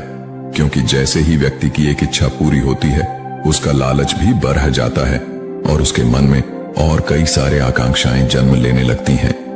जो व्यक्ति अपने जीवन में लालच करता है वो कामयाबी से भी धीरे धीरे दूर हो जाता है। अगर हम समय रहते ही अपने लालच को त्याग दें और उसके फेरे में न पड़े तो हम एक सफल व्यक्ति अवश्य बन सकते हैं। फिर अंत में सन्यासी कहता है कि हे राजन, अगर मनुष्य इन 4 आदतों को छोड़ देता है तो उसे जीवन में सफल होने से कोई नहीं रोक सकता है। मैं तो एक सन्यासी होकर इन आदतों में पड़ गया और खुद को बर्बाद करने लगा। तो सोचिए एक साधारण मनुष्य के साथ क्या हो सकता है। इसलिए हे राजन, इन 4 आदतों से मनुष्य को हमेशा दूर रहना चाहिए। एक बार की बात है, एक लड़का अत्यंत जिज्ञासु था। जहां भी उसे कोई नई चीज सीखने को मिलती वह उसे सीखने के लिए तत्पर हो जाता। उसने एक तीर बनाने वाले से तीर बनाना सीखा, नाव बनाने वाले से नाव बनाना सीखा, मकान बनाने वाले से मकान बनाना सीखा, बांसुरी वाले से बांसुरी बनाना सीखा। इस प्रकार वह अनेक कलाओं में प्रवीण हो गया। लेकिन उसमें थोड़ा अहंकार आ गया। वह अपने परिजनों व मित्रों से कहता, इस पूरी दुनिया में मुझ जैसा प्रतिभा का धनी कोई नहीं होगा। एक शहर में गौतम बुद्ध का आगमन हुआ। उन्होंने जब उस लड़के की कला और अहंकार दोनों के विषय में सुना तो मन में सोचा कि इस लड़के को एक ऐसी कला सिखानी चाहिए जो अब तक की सीखी कलाओं से बड़ी हो। वे भिक्षा का पात्र लेकर उसके पास गए। लड़के ने पूछा, आप कौन हैं? बुद्ध बोले, मैं अपने शरीर को नियंत्रण में रखने वाला एक आदमी हूं। लड़के ने उन्हें अपनी बात स्पष्ट करने के लिए कहा। तब उन्होंने कहा, जो तीर चलाना जानता है वह तीर चलाता है, जो नाव चलाना जानता है वह नाव चलाता है, जो मकान बनाना जानता है वह मकान बनाता है, मगर जो ज्ञानी है वह स्वयं पर शासन करता है। लड़के ने पूछा, वह कैसे? बुद्ध ने उत्तर दिया, यदि कोई उसकी प्रशंसा करता है तो वह अभिमान से फूलकर खुश नहीं हो जाता, और यदि कोई उसकी निंदा करता है तो भी वह शांत बना रहता है। ऐसा व्यक्ति ही सदैव आनंद में रहता है। लड़का जान गया कि सबसे बड़ी कला स्वयं को वश में रखना है। कथा सार यह है कि आत्मनियंत्रण जब सध जाता है तो संभव आता है, और यही संभव अनुकूल प्रतिकूल दोनों स्थितियों में हमें प्रसन्न रखता है। सिद्धार्थ ने मौन का महत्व समझाया। कथा सिद्धार्थ के जीवन के उस दौर की है जब वे बुद्धत्व को प्राप्त नहीं हुए थे और निरंजना नदी के तटीय वनों में वृक्ष के नीचे ध्यान करते थे। सिद्धार्थ प्रतिदिन ध्यान करने के बाद पास के किसी गांव में चले जाते और भिक्षा मांगकर लौट आते। कुछ दिनों के बाद उन्होंने भिक्षाटन पर जाना बंद कर दिया, क्योंकि एक गांव के प्रधान की छोटी बेटी सुजाता उनके लिए नित्य भोजन लाने लगी। सिद्धार्थ को वह बड़े स्नेह से भोजन कराती थी। कुछ दिनों बाद उसी गांव का एक चरवाहा भी सिद्धार्थ से प्रभावित होकर उनके पास आने लगा। उसका नाम स्वस्थ था।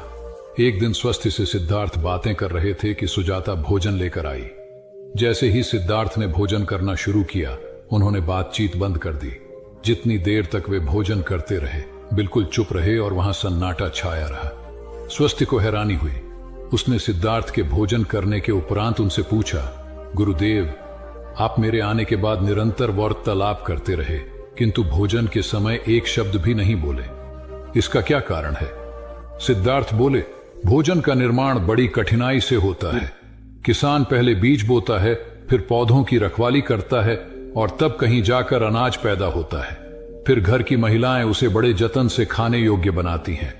इतनी कठिनाई से तैयार भोजन का पूरा आनंद तभी संभव है जब हम पूर्णतः मौन हों। अत भोजन के दौरान मैं मौन रहकर उसका पूरा स्वाद लेता हूं। वस्तुतः शांति से किया गया भोजन न केवल शारीरिक भूख को तृप्त करता है, बल्कि मानसिक आनंद और सात्विक ऊर्जा भी देता है। बुद्ध ने संयम रखना सिखाया। बुद्ध के पास उनका एक शिष्य आया और बौखलाए स्वर में बोला, जमींदार राम सिंह ने मेरा अपमान किया है, आप सभी चलें, उसे सबक सिखाना होगा। बुद्ध बोले, प्रिय वर, सच्चे बौद्ध का अपमान करने की शक्ति किसी में नहीं होती। तुम इस बात को भुला दो। जब प्रसंग भुला दोगे तो अपमान कहां बचा रहेगा। शिष्य ने कहा, उसने आपके प्रति भी अपशब्दों का प्रयोग किया था। आप चलिए तो सही। आपको देखते ही वह शर्मिंदा हो जाएगा और क्षमा मांग लेगा। इससे मैं संतुष्ट हो जाऊंगा। बुद्ध कुछ विचार कर बोले, अच्छा यदि ऐसी बात है तो मैं अवश्य ही राम जी के पास चलकर उसे समझाने का प्रयास करूंगा। शिष्य ने आतुर होकर कहा, चलिए, नहीं तो रात हो जाएगी। बुद्ध ने कहा, रात आएगी तो क्या, रात के पश्चात दिन भी तो आएगा। यदि तुम वहां चलना आवश्यक ही समझते हो तो मुझे कल याद दिलाना, कल चलेंगे। दूसरे दिन बात आई गई हो गई। शिष्य अपने काम में लग गया और बुद्ध अपनी साधना में लीन हो गए।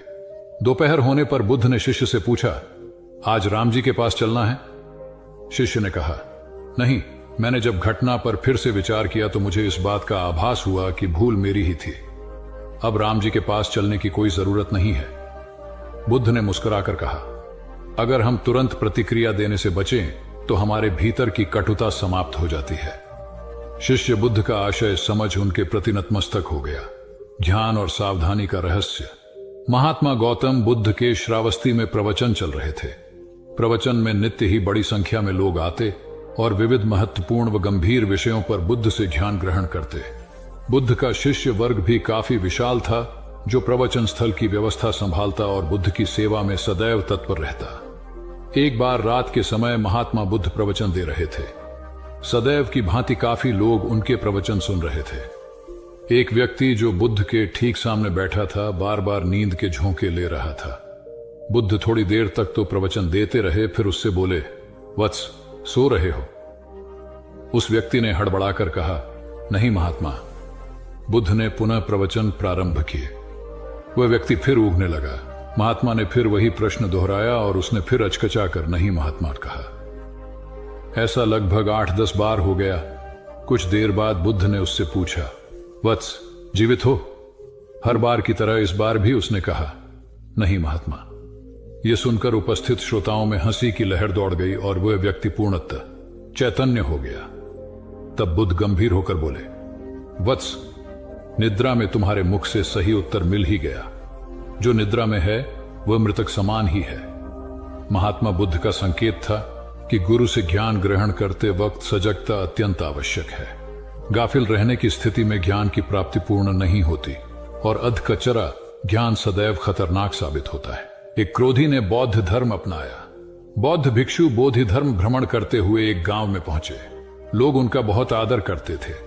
बोधि धर्म व उनके शिष्यों का ग्रामीणों ने हार्दिक सत्कार किया और फिर उनके पवित्र वचनों को सुनने के लिए उनके आसपास एकत्रित हो गए। बोधि धर्म लोगों को धर्म और आचरण विषयक अच्छी बातें सरल भाषा में समझाने लगे। तभी वहां एक व्यक्ति आया और बोधि धर्म को अपशब्द कहने लगा।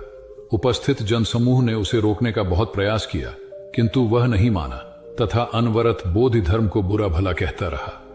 लोगों ने कहा कि महाराज, यह व्यक्ति कितना उद्दंड है, निरर्थक ही आपको अपशब्द कह रहा है। बोधि धर्म उस व्यक्ति के इस आचरण पर कदापि क्रोधित नहीं हुए और लोगों से बोले कि यह भविष्य में मेरा सबसे बड़ा भक्त बनने वाला है। लोगों ने पूछा कि कैसे? बोधि धर्म ने उत्तर दिया, कोई कुम्हार के यहां घड़ा लेने जाता है तो घड़े को बजाकर देखा जाता है कि वह फूटा हुआ तो नहीं है। जब 1-2 रुपए के घड़े को कोई इतनी परख कर सकता है तो भला जिसे गुरु मानना है उसे 10-20 गालियां दिए बगैर कैसे पहचानेगा? पहले वह परीक्षा लेगा कि गुरु में धैर्य, आक्रोश व समता भाव कितना है। यह जानने के बाद ही तो वह गुरु को स्वीकारेगा। इसलिए यह व्यक्ति मुझे निरर्थक ही अपशब्द नहीं कह रहा है। और आगे चलकर वास्तव में वह व्यक्ति बोधि धर्म का सबसे बड़ा भक्त बना। किसी को शिक्षा देने से पूर्व स्वयं का आचरण भी तदनुरूप होना चाहिए, तभी गुरु का महान पद मिलता है। वस्तुतः गुरु की गुरुता तभी स्वीकारी जाती है जबकि उसमें सदाचरण के सभी लक्षण मौजूद हों। साधना का महत्व। महात्मा बुद्ध ज्ञान प्राप्ति के लिए घोर तप में लगे थे। उन्होंने शरीर को काफी कष्ट दिया, यात्राएं की, घने जंगलों में कठिन साधना की, पर आत्मज्ञान की प्राप्ति नहीं हुई। निराश हो बुद्ध सोचने लगे, मैंने अभी तक कुछ भी प्राप्त नहीं किया, अब आगे क्या कर पाऊंगा? निराशा, अविश्वास के इन नकारात्मक भावों ने उन्हें क्षुब्ध कर दिया। कुछ ही क्षणों के बाद उन्हें प्यास लगी। वे थोड़ी दूर स्थित एक झील तक पहुंचे। वहां उन्होंने एक दृश्य देखा कि एक नहीं सी गिलहरी के 2 बच्चे झील में डूब गए। पहले तो वह गिलहरी जड़वत बैठी रही, फिर कुछ देर बाद उठकर झील के पास गई, अपना सारा शरीर झील के पानी में भिगोया और फिर बाहर आकर पानी झाड़ने लगी। ऐसा वह बार बार करने लगी। बुद्ध सोचने लगे कि इस गिलहरी का प्रयास कितना मूर्खतापूर्ण है। क्या कभी यह इस झील को सुखा सकेगी? किंतु गिलहरी का यह क्रम लगातार जारी था। बुद्ध को लगा मानो गिलहरी कह रही हो कि यह झील कभी खाली होगी या नहीं, ये मैं नहीं जानती, किंतु मैं अपना प्रयास नहीं छोड़ूंगी। अतः उस छोटी सी गिलहरी ने भगवान बुद्ध को अपने लक्ष्य मार्ग से विचलित होने से बचा लिया। वे सोचने लगे कि जब यह नन्ही गिलहरी अपने लघु सामर्थ्य से झील को सुखा देने के लिए दृढ़ संकल्पित है, तो मुझ में क्या कमी है? मैं तो इससे 1000 गुना अधिक क्षमता रखता हूं। यह सोचकर गौतम बुद्ध पुनः अपनी साधना में लग गए और एक दिन बोधिवृक्ष तले उन्हें ज्ञान का आलोक प्राप्त हुआ। ये कथा असफलता के बावजूद प्रयासों की निरंतरता पर बल देती है। यदि हम प्रयास करना न छोड़े तो एक न एक दिन लक्ष्य की प्राप्ति हो ही जाती है। बुद्ध का समत्व भाव। गौ बुद्ध निर्जन जंगल में एक पहाड़ी पर बैठे ध्यान कर रहे थे। वहां चारों ओर शांति थी, कहीं कोई शोर नहीं था। ध्यान करने के लिए इससे उपयुक्त स्थान और कहीं नहीं हो सकता, यही सोचकर बुद्ध ने इसे चुना था। अचानक इस नीरवता को एक कोलाहल ने भंग कर दिया। कुछ दुष्चरित्र लोग एक वेश्या को लेकर वहां आमोद प्रमोद के लिए आ धमके। एक क्षण में वातावरण की पवित्रता भंग हो गई और शांति अशांति में बदल गई। उन लोगों ने मदिरापन शुरू कर दिया। इसी बीच वेश्या अवसर पाकर भाग गई। उन दुष्टों ने उसे वस्त्र विहीन कर दिया था। जब मदिरा का नशा थोड़ा उतरा तो वे लोग उसे खोजने निकले। थोड़ी दूर जाने पर उन्हें ध्यानस्थ बुद्ध दिखाई दिए। उन्होंने बुद्ध का ध्यान भंग कर पूछा, क्या तुमने यहां से किसी को जाते देखा? बुद्ध के नहीं कहने पर उन्होंने फिर पूछा, क्या तुमने एक सुंदर स्त्री को यहां से जाते देखा? बुद्ध द्वारा इनकार करने पर उन्होंने निर्लज्जता से पूछा, क्या यहां से एक निर्वस्त्र स्त्री को भाग कर जाते देखा? बुद्ध ने शांत भाव से उत्तर दिया, यहां से कोई गया जरूर था, किंतु वह स्त्री थी या पुरुष, मेरे लिए यह पहचान करना असंभव है। जब तुम्हारा मन भी वासना विहीन हो जाएगा तो वह भी स्त्री पुरुष या वस्त्रधारी निर्वस्त्रधारी का भेद करना भूल जाएगा। सभी दुष्ट अपनी भूल जान लज्जित होकर वहां से चले गए। सार यह है कि साधुता विकार रहित और निरपेक्ष दृष्टि से देखती है। वहां प्राणी मात्र में किसी प्रकार के भेद के लिए कोई स्थान नहीं होता। आत्मा साक्षात्कार आवश्यक है। जीवन में एक अज्ञात भय ऐसा है जो ज्ञात भी है परंतु है सबसे बड़ा, और वह है मृत्यु का भय। उम्र, मौत और जिंदगी, इन तीनों के मामले में संसारी और साधु का फर्क देखें तो भय मुक्त हुआ जा सकता है। संत कितना जिए यह महत्वपूर्ण नहीं होता, कैसे जिए यह उपयोगी होता है। देह त्यागने के पूर्व बुद्ध ने जो अंतिम वाक्य कहे थे उसे समझा जाना चाहिए। हंद दानी भिक्खवे आमंत यामी वो, वह धमासन रवारा अपमादीन संपादे था इति, अर्थात हर वस्तु नाशवान है। जीवन का संपादन अप्रमाद के साथ करो। आलस्य के साथ वासना का समावेश हो जाए तो प्रमाद शुरू होता है। बुद्ध ने अपने भिक्षुओं को अपनी अंतिम क्रिया के बारे में भी विस्तार से समझा दिया था। मौत को उन्होंने उत्सव बनाया। भौतिकता की आंधी में आज हम इतने भयभीत हैं कि सांप को तो मार देते हैं और रस्सी से डर जाते हैं। हमारी मौत अवसाद तथा संतों की मृत्यु उपदेश हो जाती है। इसे दिव्य बनाने का प्रयास उम्र के हर पल में और जिंदगी के हर पड़ाव पर सतत करना होगा। कहते हैं जब बुद्ध संसार से गए तो उनकी उम्र 80 वर्ष थी, लेकिन संत समाज मानता है कि वे 40 साल के थे, क्योंकि जब वे 40 वर्ष के थे तब एक पीपल के वृक्ष के नीचे 7 दिन सतत समाधि में रहे और तभी उन्हें पूर्णिमा के दिन बुद्धत्व प्राप्त हुआ था। उसके बाद वे 40 वर्ष और जीवित रहे। अध्यात्म कहता है उम्र तो उसी को मानेंगे जिन क्षणों में आप स्वयं को जान गए। इसलिए याद रखें, कितना जिए यह संसार का समीकरण है, कैसा जिए ये अध्यात्म का गणित है। कौन कौन मोक्ष चाहते हैं? प्रवचन को समाप्ति के बाद भगवान गौतम बुद्ध के पास कई लोग आते थे और अपनी जिज्ञासाओं का समाधान प्राप्त करते थे। एक दिन एक ग्रामीण गौतम बुद्ध के पास आया और बोला, भगवान, आप कई वर्षों से शांति, सत्य और मोक्ष की बात लोगों को समझा रहे हैं, किंतु अब तक कितने लोगों को मोक्ष मिला है? बुद्ध ने कहा, तुम कल आना, तब मैं तुम्हारी बात का उत्तर दूंगा। किंतु आने से पहले एक काम करना, पूरे गांव का चक्कर लगाते हुए सभी लोगों से पूछ कर आना कि कौन कौन शांति चाहते हैं और कौन कौन सत्य एवं मोक्ष। अगले दिन उस ग्रामीण ने घंटों गांव का चक्कर लगाया, किंतु उसे एक भी व्यक्ति ऐसा नहीं मिला जो शांति, सत्य और मोक्ष चाहता हो। कोई धन चाहता था तो कोई यश, किसी को संतान चाहिए थी तो किसी को दीर्घायु। ग्रामीण बुद्ध के पास आकर बोला, यह विचित्र गांव है भगवान, कोई कुछ चाहता तो कोई कुछ, लेकिन शांति, सत्य और मोक्ष चाहने वाला कोई नहीं है। तब बुद्ध ने उत्तर दिया, इसमें विचित्र कुछ नहीं है। हम में से प्राय सभी सुख चाहते हैं, शांति नहीं। सुख प्राप्ति के लिए वे शांति के विपरीत मार्ग पर चलते हैं, इसलिए वे सुख और शांति का मार्ग नहीं पा सकते। सार यह है कि व्यक्ति सुख की खोज भौतिकता में करता है, जो निरंतर लिप्सा को बढ़ाती है, और लिप्सा कभी शांति नहीं आने देती। शांति का मार्ग संतोष और सीमित चाह में निहित होता है, तथा शांति ही सही मायनों में सुख का वाहक है, क्योंकि सुख शरीर से बढ़कर आत्मा का विषय है। मैं आत्म विजय का प्रतीक हूं। एक बौद्ध ब्रह्मचारी ने कई देशों में घूमकर विभिन्न कलाएं सीखी। एक देश में उसने एक व्यक्ति से बाण बनाने की कला सीखी। कुछ दिनों के बाद वह अन्य देश में गया। वहां उसने नौ निर्माण कलाएं सीखी, क्योंकि वहां बहुतायत में जहाज बनाए जाते थे। फिर वह किसी तीसरे देश में गया तो कई ऐसे व्यक्तियों के संपर्क में आया जो गृह निर्माण करते थे। यहां उसने गृह निर्माण कला सीखी। इस प्रकार वह 16 देशों में गया और कई कलाओं का झाता होकर लौटा। जब वह अपने देश पहुंचा तो अहंकार ग्रस्त हो लोगों से पूछता, इस संपूर्ण पृथ्वी पर मुझ जैसा कोई चतुर व्यक्ति है?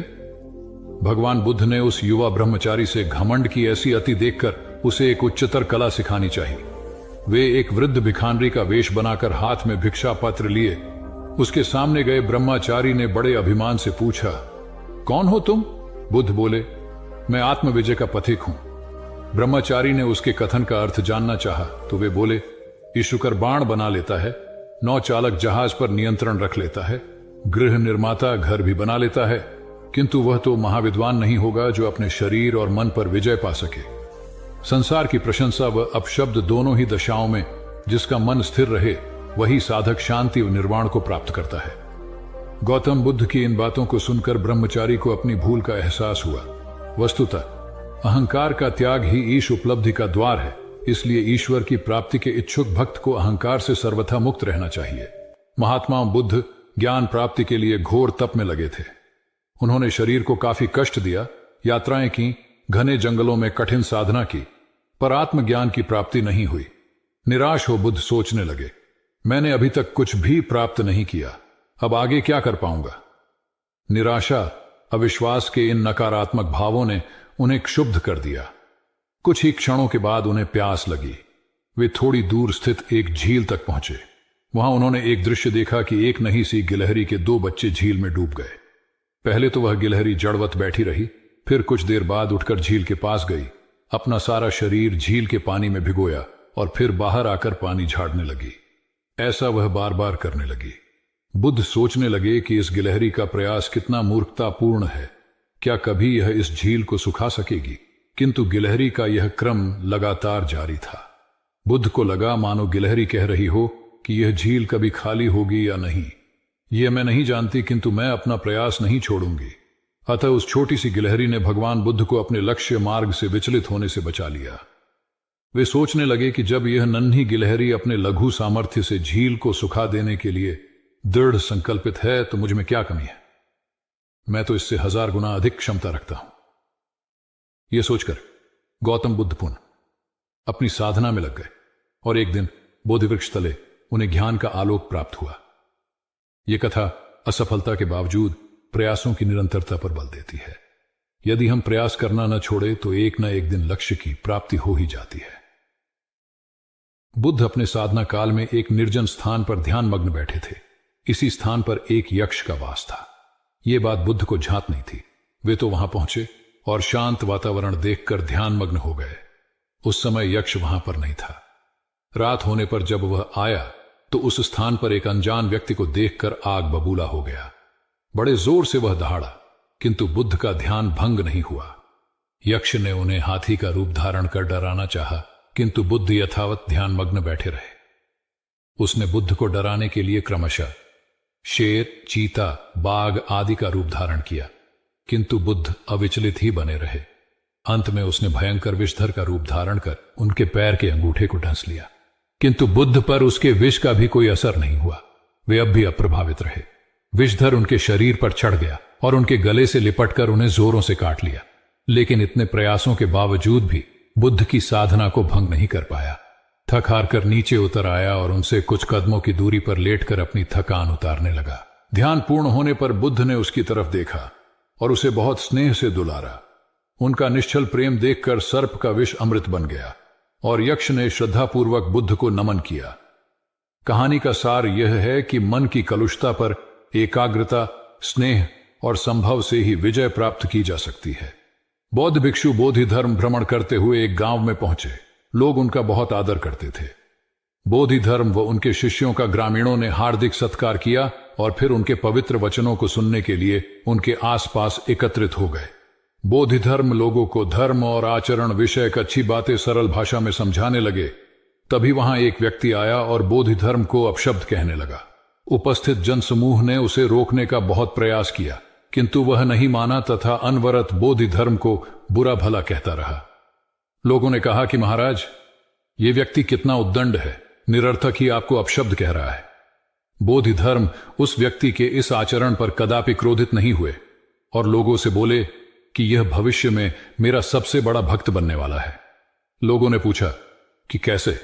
बोधि धर्म ने उत्तर दिया, कोई कुम्हार के यहां घड़ा लेने जाता है तो घड़े को बजाकर देखा जाता है कि वह फूटा हुआ तो नहीं है। जब 1-2 रुपए के घड़े को कोई इतनी परख कर सकता है तो भला जिसे गुरु मानना है उसे 10-20 गालियां दिए बगैर कैसे पहचानेगा? पहले वह परीक्षा लेगा कि गुरु में धैर्य, आक्रोश व समता भाव कितना है। यह जानने के बाद ही तो वह गुरु को स्वीकारेगा। इसलिए यह व्यक्ति मुझे निरर्थक ही अपशब्द नहीं कह रहा है और आगे चलकर वास्तव में वह व्यक्ति बोधि धर्म का सबसे बड़ा भक्त बना। किसी को शिक्षा देने से पूर्व स्वयं का आचरण भी तदनुरूप होना चाहिए, तभी गुरु का महान पद मिलता है। वस्तुतः गुरु की गुरुता तभी स्वीकारी जाती है जबकि उसमें सदाचरण के सभी लक्षण मौजूद हों। महात्मा गौतम बुद्ध के श्रावस्ती में प्रवचन चल रहे थे। प्रवचन में नित्य ही बड़ी संख्या में लोग आते और विविध महत्वपूर्ण व गंभीर विषयों पर बुद्ध से ज्ञान ग्रहण करते। बुद्ध का शिष्य वर्ग भी काफी विशाल था, जो प्रवचन स्थल की व्यवस्था संभालता और बुद्ध की सेवा में सदैव तत्पर रहता। एक बार रात के समय महात्मा बुद्ध प्रवचन दे रहे थे। सदैव की भांति काफी लोग उनके प्रवचन सुन रहे थे। एक व्यक्ति जो बुद्ध के ठीक सामने बैठा था बार बार नींद के झोंके ले रहा था। बुद्ध थोड़ी देर तक तो प्रवचन देते रहे, फिर उससे बोले, वत्स, सो रहे हो? उस व्यक्ति ने हड़बड़ाकर कहा, नहीं महात्मा। बुद्ध ने पुनः प्रवचन प्रारंभ किए। वह व्यक्ति फिर ऊँघने लगा। महात्मा ने फिर वही प्रश्न दोहराया और उसने फिर अचकचाकर नहीं महात्मा कहा। ऐसा लगभग 8-10 बार हो गया। कुछ देर बाद बुद्ध ने उससे पूछा, वत्स, जीवित हो? हर बार की तरह इस बार भी उसने कहा, नहीं महात्मा। यह सुनकर उपस्थित श्रोताओं में हंसी की लहर दौड़ गई और वह व्यक्ति पूर्णतः चैतन्य हो गया। तब बुद्ध गंभीर होकर बोले, वत्स, निद्रा में तुम्हारे मुख से सही उत्तर मिल ही गया। जो निद्रा में है वह मृतक समान ही है। महात्मा बुद्ध का संकेत था कि गुरु से ज्ञान ग्रहण करते वक्त सजगता अत्यंत आवश्यक है। गाफिल रहने की स्थिति में ज्ञान की प्राप्ति पूर्ण नहीं होती और अध का चरा ज्ञान सदैव खतरनाक साबित होता है। कथा सिद्धार्थ के जीवन के उस दौर की है जब वे बुद्धत्व को प्राप्त नहीं हुए थे और निरंजना नदी के तटीय वनों में वृक्ष के नीचे ध्यान करते थे। सिद्धार्थ प्रतिदिन ध्यान करने के बाद पास के किसी गांव में चले जाते और भिक्षा मांगकर लौट आते। कुछ दिनों के बाद उन्होंने भिक्षाटन पर जाना बंद कर दिया, क्योंकि एक गांव के प्रधान की छोटी बेटी सुजाता उनके लिए नित्य भोजन लाने लगी। सिद्धार्थ को वह बड़े स्नेह से भोजन कराती थी। कुछ दिनों बाद उसी गांव का एक चरवाहा भी सिद्धार्थ से प्रभावित होकर उनके पास आने लगा। उसका नाम स्वस्थि था। एक दिन स्वस्थि से सिद्धार्थ बातें कर रहे थे कि सुजाता भोजन लेकर आई। जैसे ही सिद्धार्थ ने भोजन करना शुरू किया, उन्होंने बातचीत बंद कर दी। जितनी देर तक वे भोजन करते रहे, बिल्कुल चुप रहे और वहां सन्नाटा छाया रहा। स्वस्थि को हैरानी हुई। उसने सिद्धार्थ के भोजन करने के उपरांत उनसे पूछा, गुरुदेव, आप मेरे आने के बाद निरंतर वार्तालाप करते रहे, किंतु भोजन के समय एक शब्द भी नहीं बोले। इसका क्या कारण है? सिद्धार्थ बोले, भोजन का निर्माण बड़ी कठिनाई से होता है। किसान पहले बीज बोता है, फिर पौधों की रखवाली करता है और तब कहीं जाकर अनाज पैदा होता है। फिर घर की महिलाएं उसे बड़े जतन से खाने योग्य बनाती हैं। इतनी कठिनाई से तैयार भोजन का पूरा आनंद तभी संभव है जब हम पूर्णतः मौन हों। भोजन के दौरान मैं मौन रहकर उसका पूरा स्वाद लेता हूं। वस्तुतः शांति से किया गया भोजन न केवल शारीरिक भूख को तृप्त करता है, बल्कि मानसिक आनंद और सात्विक ऊर्जा भी देता है। सम्राट अशोक संपूर्ण भारत को अपने राज्य में मिलाना चाहते थे, पर कलिंग के युद्ध में हुए रक्तपात को देखकर उन्हें अत्यधिक दुख पहुंचा। उनकी महत्वाकांक्षा ने जो तबाही मचाई थी उसे देखकर उन्हें खुद पर ग्लानि हुई। उन्होंने देखा कि लोग दर्द से कराह रहे थे। यह सब विनाश केवल उनकी महत्वाकांक्षा से हुआ था। यह सब देखकर अशोक के मन में विनाश का पथ छोड़कर नेकी के रास्ते पर चलने का विचार जगा। अशोक की राजधानी पाटलिपुत्र थी। पाटलिपुत्र अब पटना के रूप में जाना जाता है। पटना से गया भी अधिक दूर नहीं है, जहां बोधि वृक्ष के नीचे महात्मा बुद्ध को ज्ञान प्राप्त हुआ था। बुद्ध के अष्टप्रद मार्ग, शांति और दया के संदेश ने अशोक के दिलो दिमाग में इतनी उथल पुथल पैदा कर दिया कि उन्होंने उस मार्ग को अपनाने का फैसला किया। इस पथ पर चलने से उन्होंने इतिहास में अपनी अमिट छाप छोड़ी। अशोक ने अपने पुत्र को सिलोन, अब श्रीलंका, और अन्य कई लोगों को सुदूर क्षेत्रों में दूत बनाकर भेजा। एक निर्दयी महत्वाकांक्षा एक ऐसे पवित्र उद्देश्य में बदल चुकी थी जिसमें कुछ अच्छा कर गुजरने की, करुणा और प्रेम के संदेश को चारों ओर फैलाने की इच्छा थी।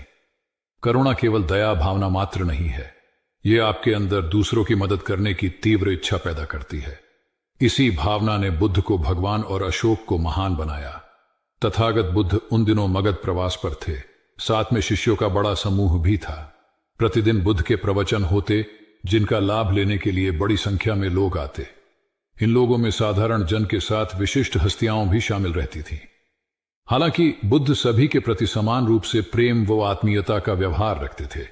इन लोगों में नगर सेठ का पुत्र भी था, जो बड़े ध्यान से बुद्ध के प्रवचन सुनता था। वह नित्य ही बुद्ध के शिष्यों के समक्ष बुद्ध की तारीफों के पुल बांधता और धन्य धन्य भाव से घर जाता। एक दिन प्रवचन समाप्त होने के बाद उसने किसी शिष्य से कहकर बुद्ध से मिलने की हार्दिक इच्छा प्रकट की।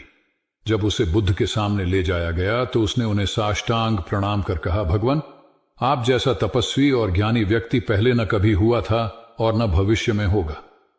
यह सुनते ही बुद्ध ने उसकी बात बीच में ही रोककर कहा, वत्स, क्या तुमने इतना अध्ययन कर लिया है कि अब तक कितने संत महापुरुष हुए हैं, और क्या भविष्य भी जान चुके हो कि आगे और कोई नहीं होगा? युवक लज्जित भाव से चुप खड़ा रहा, क्योंकि इस बात का उसके पास कोई जवाब नहीं था। बुद्ध ने अपनी बात समाप्त करते हुए उसे सीख दी, सदैव अपनी आंखें खुली रखो। जो जैसा है उसे वैसा ही महत्व दो।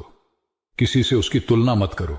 कथा का सार यह है कि किसी भी क्षेत्र के अधिकारी विद्वान की स्वतंत्र रूप से प्रशंसा करना उचित है, किंतु सर्वश्रेष्ठ बताना अनुचित, क्योंकि श्रेष्ठता को व्यक्ति, समय व स्थान की सीमाओं में नहीं बांधा जा सकता। आनंद भगवान बुद्ध के प्रमुख व प्रिय शिष्य थे। उनके स्वभाव में उदारता, स्नेह व सहिष्णुता जैसे गुण शामिल थे। वे सभी के प्रति समान व्यवहार करते थे। उनकी दृष्टि में कोई छोटा या बड़ा नहीं था। एक बार आनंद कहीं जा रहे थे। रास्ते में उन्हें बड़े जोर की प्यास लगी। आसपास देखा तो निकट ही कुआं दिखाई दिया। वे वहां पहुंचे। कुएं से एक लड़की पानी भर रही थी। आनंद ने उसके पास जाकर कहा, बहन, मैं बड़ी दूर से आ रहा हूं, मुझे बहुत जोर से प्यास लगी है, कृपा कर पानी पिला दो। उनकी बात सुनते ही लड़की कांप उठी, क्योंकि वह अछूत जाति की थी। वह जानती थी कि किसी ऊंची जाति के व्यक्ति को पानी पिलाना उसके अधिकार क्षेत्र से बाहर है। वह निगाह नीची कर चुपचाप खड़ी रही। आनंद ने प्यास से व्याकुल होकर फिर कहा, बहन, तुमने सुना नहीं, प्यास के मारे मेरे प्राण निकले जा रहे हैं, मुझे पानी पिला दो। लड़की भयवश कुछ नहीं बोल पाई। जब आनंद ने बड़े स्नेह से उससे पानी न पिलाने का कारण पूछा तो वह बोली, मैं निम्न जाति की कन्या हूं, आपको पानी कैसे पिला सकती हूं? उसकी बात सुनकर आनंद ने कहा, बहन, मैंने तुमसे पानी मांगा है, जाति तो नहीं पूछी। आनंद की उदारता ने उस कन्या का भय दूर कर दिया और उन्हें पानी पिलाकर वह धन्य हो गई। कथा का सार यह है कि ईश्वर की दृष्टि सम होने के कारण उसने सभी मनुष्यों को समान शरीर, बुद्धि और भावना से नवाजा है। अपने सृष्टिकर्ता के विरुद्ध जाकर मानव मानव में भेद करना सर्वथा अनुचित है। एक बार भगवान बुद्ध अपने शिष्यों के साथ पाटलिपुत्र पहुंचे। सभी लोग एक विहार में रुके। भोजन के बाद बुद्ध ने आनंद से अगले दिन से प्रवचन आरंभ करने को कहा। अगले दिन बुद्ध का प्रवचन सुनने बड़ी संख्या में लोग उपस्थित थे। बुद्ध प्रवचन देने के बाद लोगों से मिलते, उनकी समस्याएं सुनते और नेक सलाह देते। एक दिन प्रवचन के समय बुद्ध के शिष्य आनंद ने उनसे पूछा, भंते, आपके सामने हजारों लोग बैठे हैं, बताइए कि इनमें सबसे सुखी कौन है? बुद्ध ने एक विहंगम दृष्टि भीड़ पर डालते हुए कहा, वह देखो, सबसे पीछे एक दुबला पतला फटे वस्त्र पहने जो आदमी बैठा है, वह सर्वाधिक सुखी है। आनंद सहमत नहीं हुआ। वह बोला, यह कैसे संभव है? वह तो बहुत दयनीय जान पड़ता है। बुद्ध ने अपनी बात सिद्ध करने के लिए बारी बारी से सामने बैठे लोगों से पूछा, तुम्हें क्या चाहिए? किसी ने संतान मांगी तो किसी ने मकान, कोई रोग मुक्ति चाहता था तो कोई अपने शत्रु पर विजय। ऐसा एक भी व्यक्ति नहीं था जिसे कोई इच्छा ना हो। अंत में बुद्ध ने उस फटेहाल आदमी को बुलाकर पूछा, तुम्हें क्या चाहिए? उसने हाथ जोड़कर जवाब दिया, कुछ नहीं। यदि ईश्वर को मुझे कुछ देना ही है तो बस इतना कर दें कि मेरे अंदर कभी कोई चाह पैदा ना हो। मैं ऐसे ही स्वयं को सबसे बड़ा सुखी मानता हूं। उसकी बात सुनकर आनंद से बुद्ध ने कहा, आनंद, जहां चाह है वहां सुख नहीं हो सकता। आनंद ने बुद्ध की इस शिक्षा को सदा के लिए गांठ बांध लिया। सार यह है कि लालसा से लोभ बढ़ता है जो असंतोष का जनक होता है। यदि सही अर्थों में सुख पाना है तो किसी लालसा की बजाय उपलब्ध स्थितियों में संतुष्ट रहना चाहिए। गौतम। बुद्ध ने बहुत से अज्ञानी लोगों को सम्यक दृष्टि प्रदान की थी। तब को बात है, कोसांबी में एक ब्रह्मचारी रहता था। उसे अभिमान था कि उस जैसा कोई विद्वान नहीं है, इसलिए अपने साथ सदैव जलती मशाल रखता था। गौतम बुद्ध ने देखा तो उसे पूछा, अरे, ये मशाल लिए क्यों घूमते हो? ब्रह्मचारी ने उत्तर दिया, सभी प्राणी अंधकार और अज्ञान में पथश्रष्ट हैं, उन्हें रास्ता दिखाने के लिए मशाल लिए घूमता हूं। तथागत ने पूछा, क्या तुम्हें 4 प्रकार की विद्याओं, शब्द विद्या, नक्षत्र विद्या, राज विद्या व युद्ध विद्या का पूर्ण ज्ञान है? ब्रह्मचारी ने अपनी अनभिज्ञता प्रकट करते हुए मशाल फेंक कर तथागत के चरणों में मस्तक झुका दिया। उसका ज्ञान गर्व चूर हो गया। जो दूसरों को मूर्ख समझकर उनसे घृणा करता है, वो उस व्यक्ति की तरह है जो स्वयं अंधा होकर दूसरों को मशाल दिखाता घूमता है। अहंकारी कभी विवेकवान नहीं हो सकता और बिना विवेक के सत असत का ज्ञान नहीं हो सकता। अंततः ऐसे विवेकांत व्यक्ति को जीवन में कोई उपलब्धि प्राप्त नहीं होती, हताशा ही हाथ लगती है। काशाय वस्त्र पहन लिए। उसने सुना, आप एकाहारी हो गए हैं, वह भी एकाहारी हो गई। आपने उत्तम पलंग पर सोना त्याग दिया है तो इसने भी त्याग दिया। आपने माला का त्याग किया, गंध का त्याग किया तो इसने भी वह सब त्याग दिया। मायके वाले इसे संदेश भेजते हैं, वे इसे ले जाना चाहते हैं, लेकिन यह यहीं रहती है, इसी कक्ष में। यह गुण की मूर्ति है। राजा स्नेह से अपनी बहू को देखते रहे। अचानक तथागत उठे, उस कक्ष से बाहर चले गए। शाक्य मुनि ने शिष्यों को शांत रहने को कहा था, लेकिन वे स्वयं उस कक्ष से बाहर चले गए। मैं हमेशा सोचता हूं उस पल क्या हुआ होगा, उनके मन के भीतर कैसे कैसे विचार उठते होंगे। क्या संबोधि एक लघु क्षण होता है या दीर्घ क्षण? क्या संबोधि एक अनंत अभ्यास है? क्या संयम उसका गरुड़यान है? धम्मपद का 13वां श्लोक बार बार याद आता है। यथागारम दुछेन बुट्टी समति विभजति एवं अभावितम चित्तम राघो समति विभजति।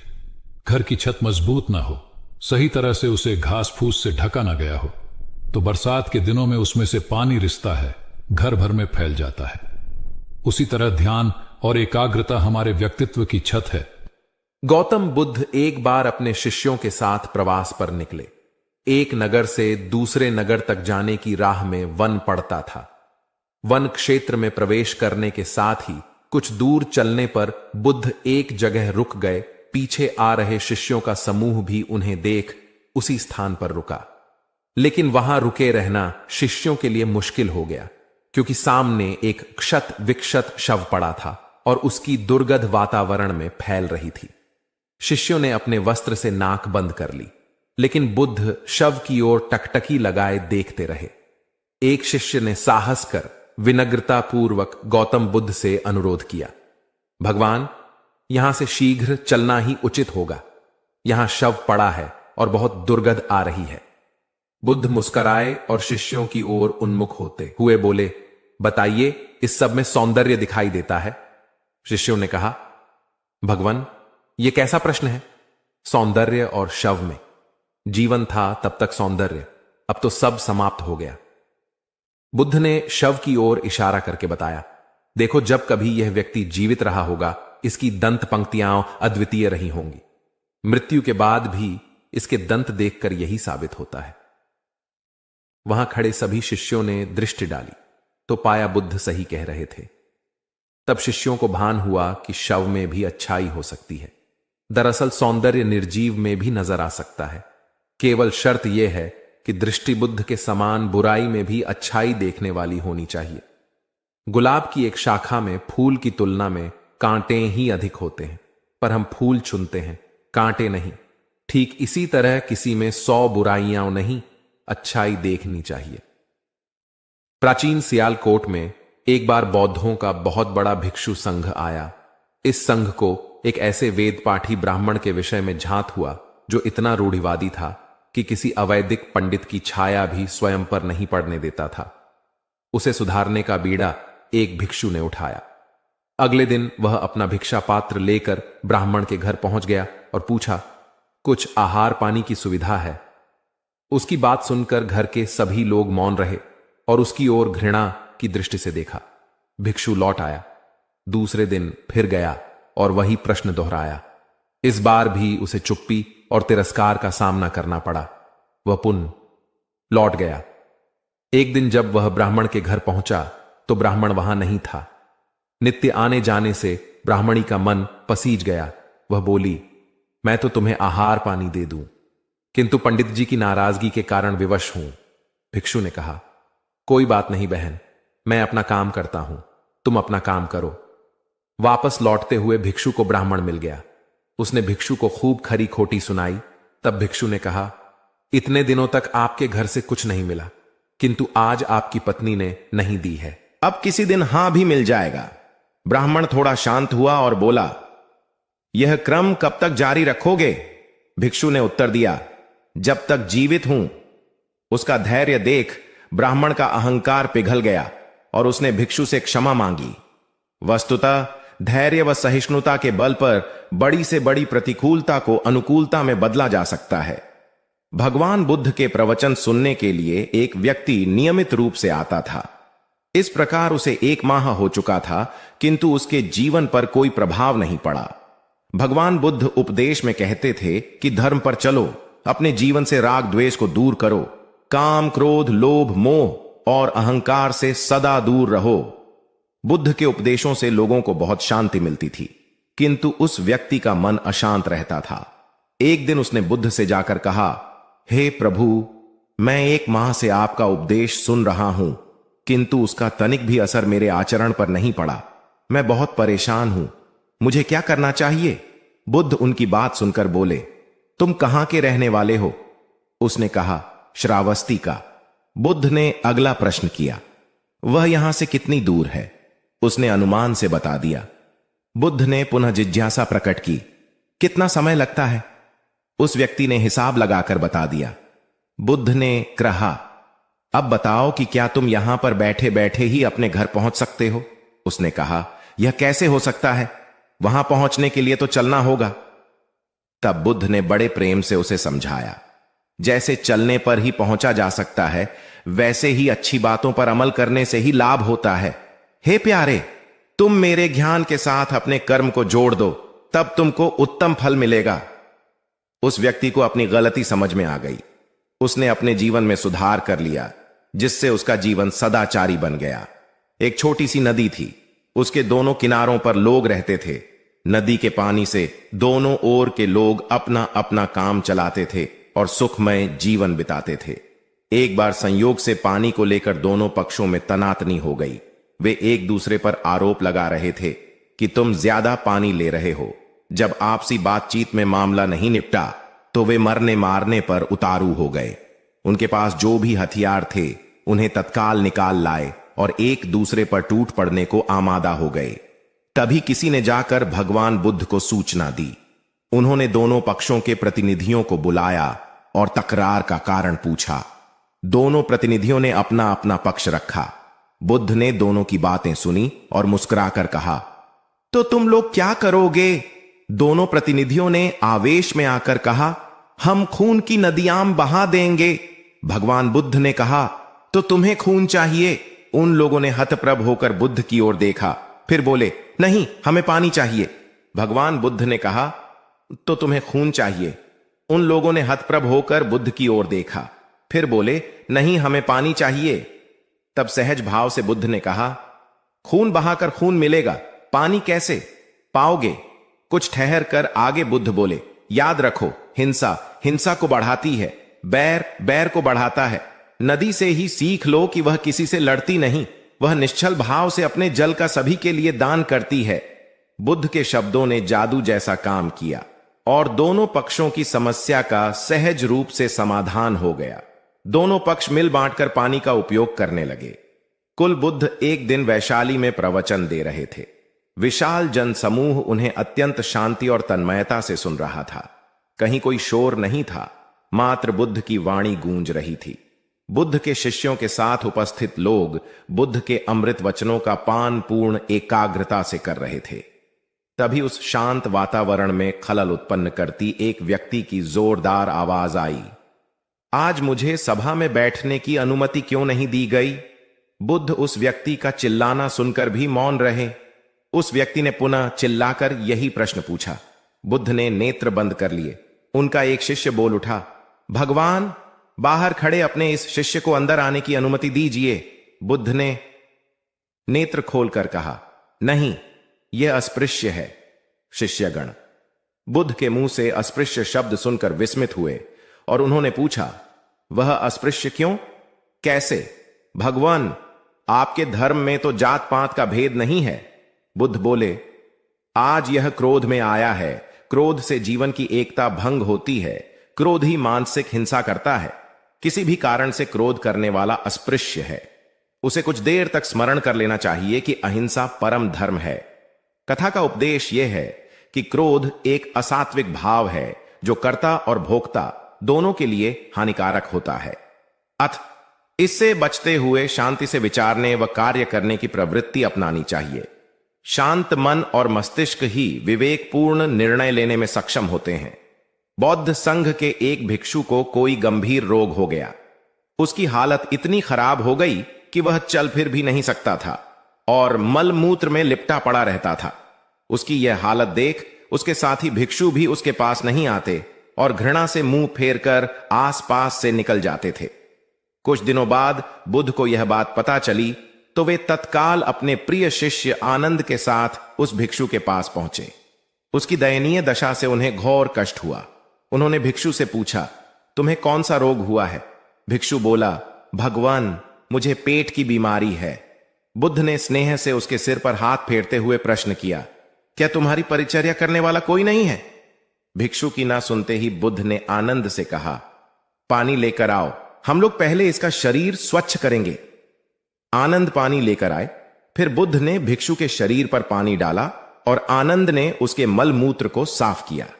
अच्छी तरह धो पोंछकर बुद्ध ने भिक्षु के सिर को पकड़ा और आनंद ने पैरों को। इस प्रकार उसे उठाकर चारपाई पर लिटा दिया।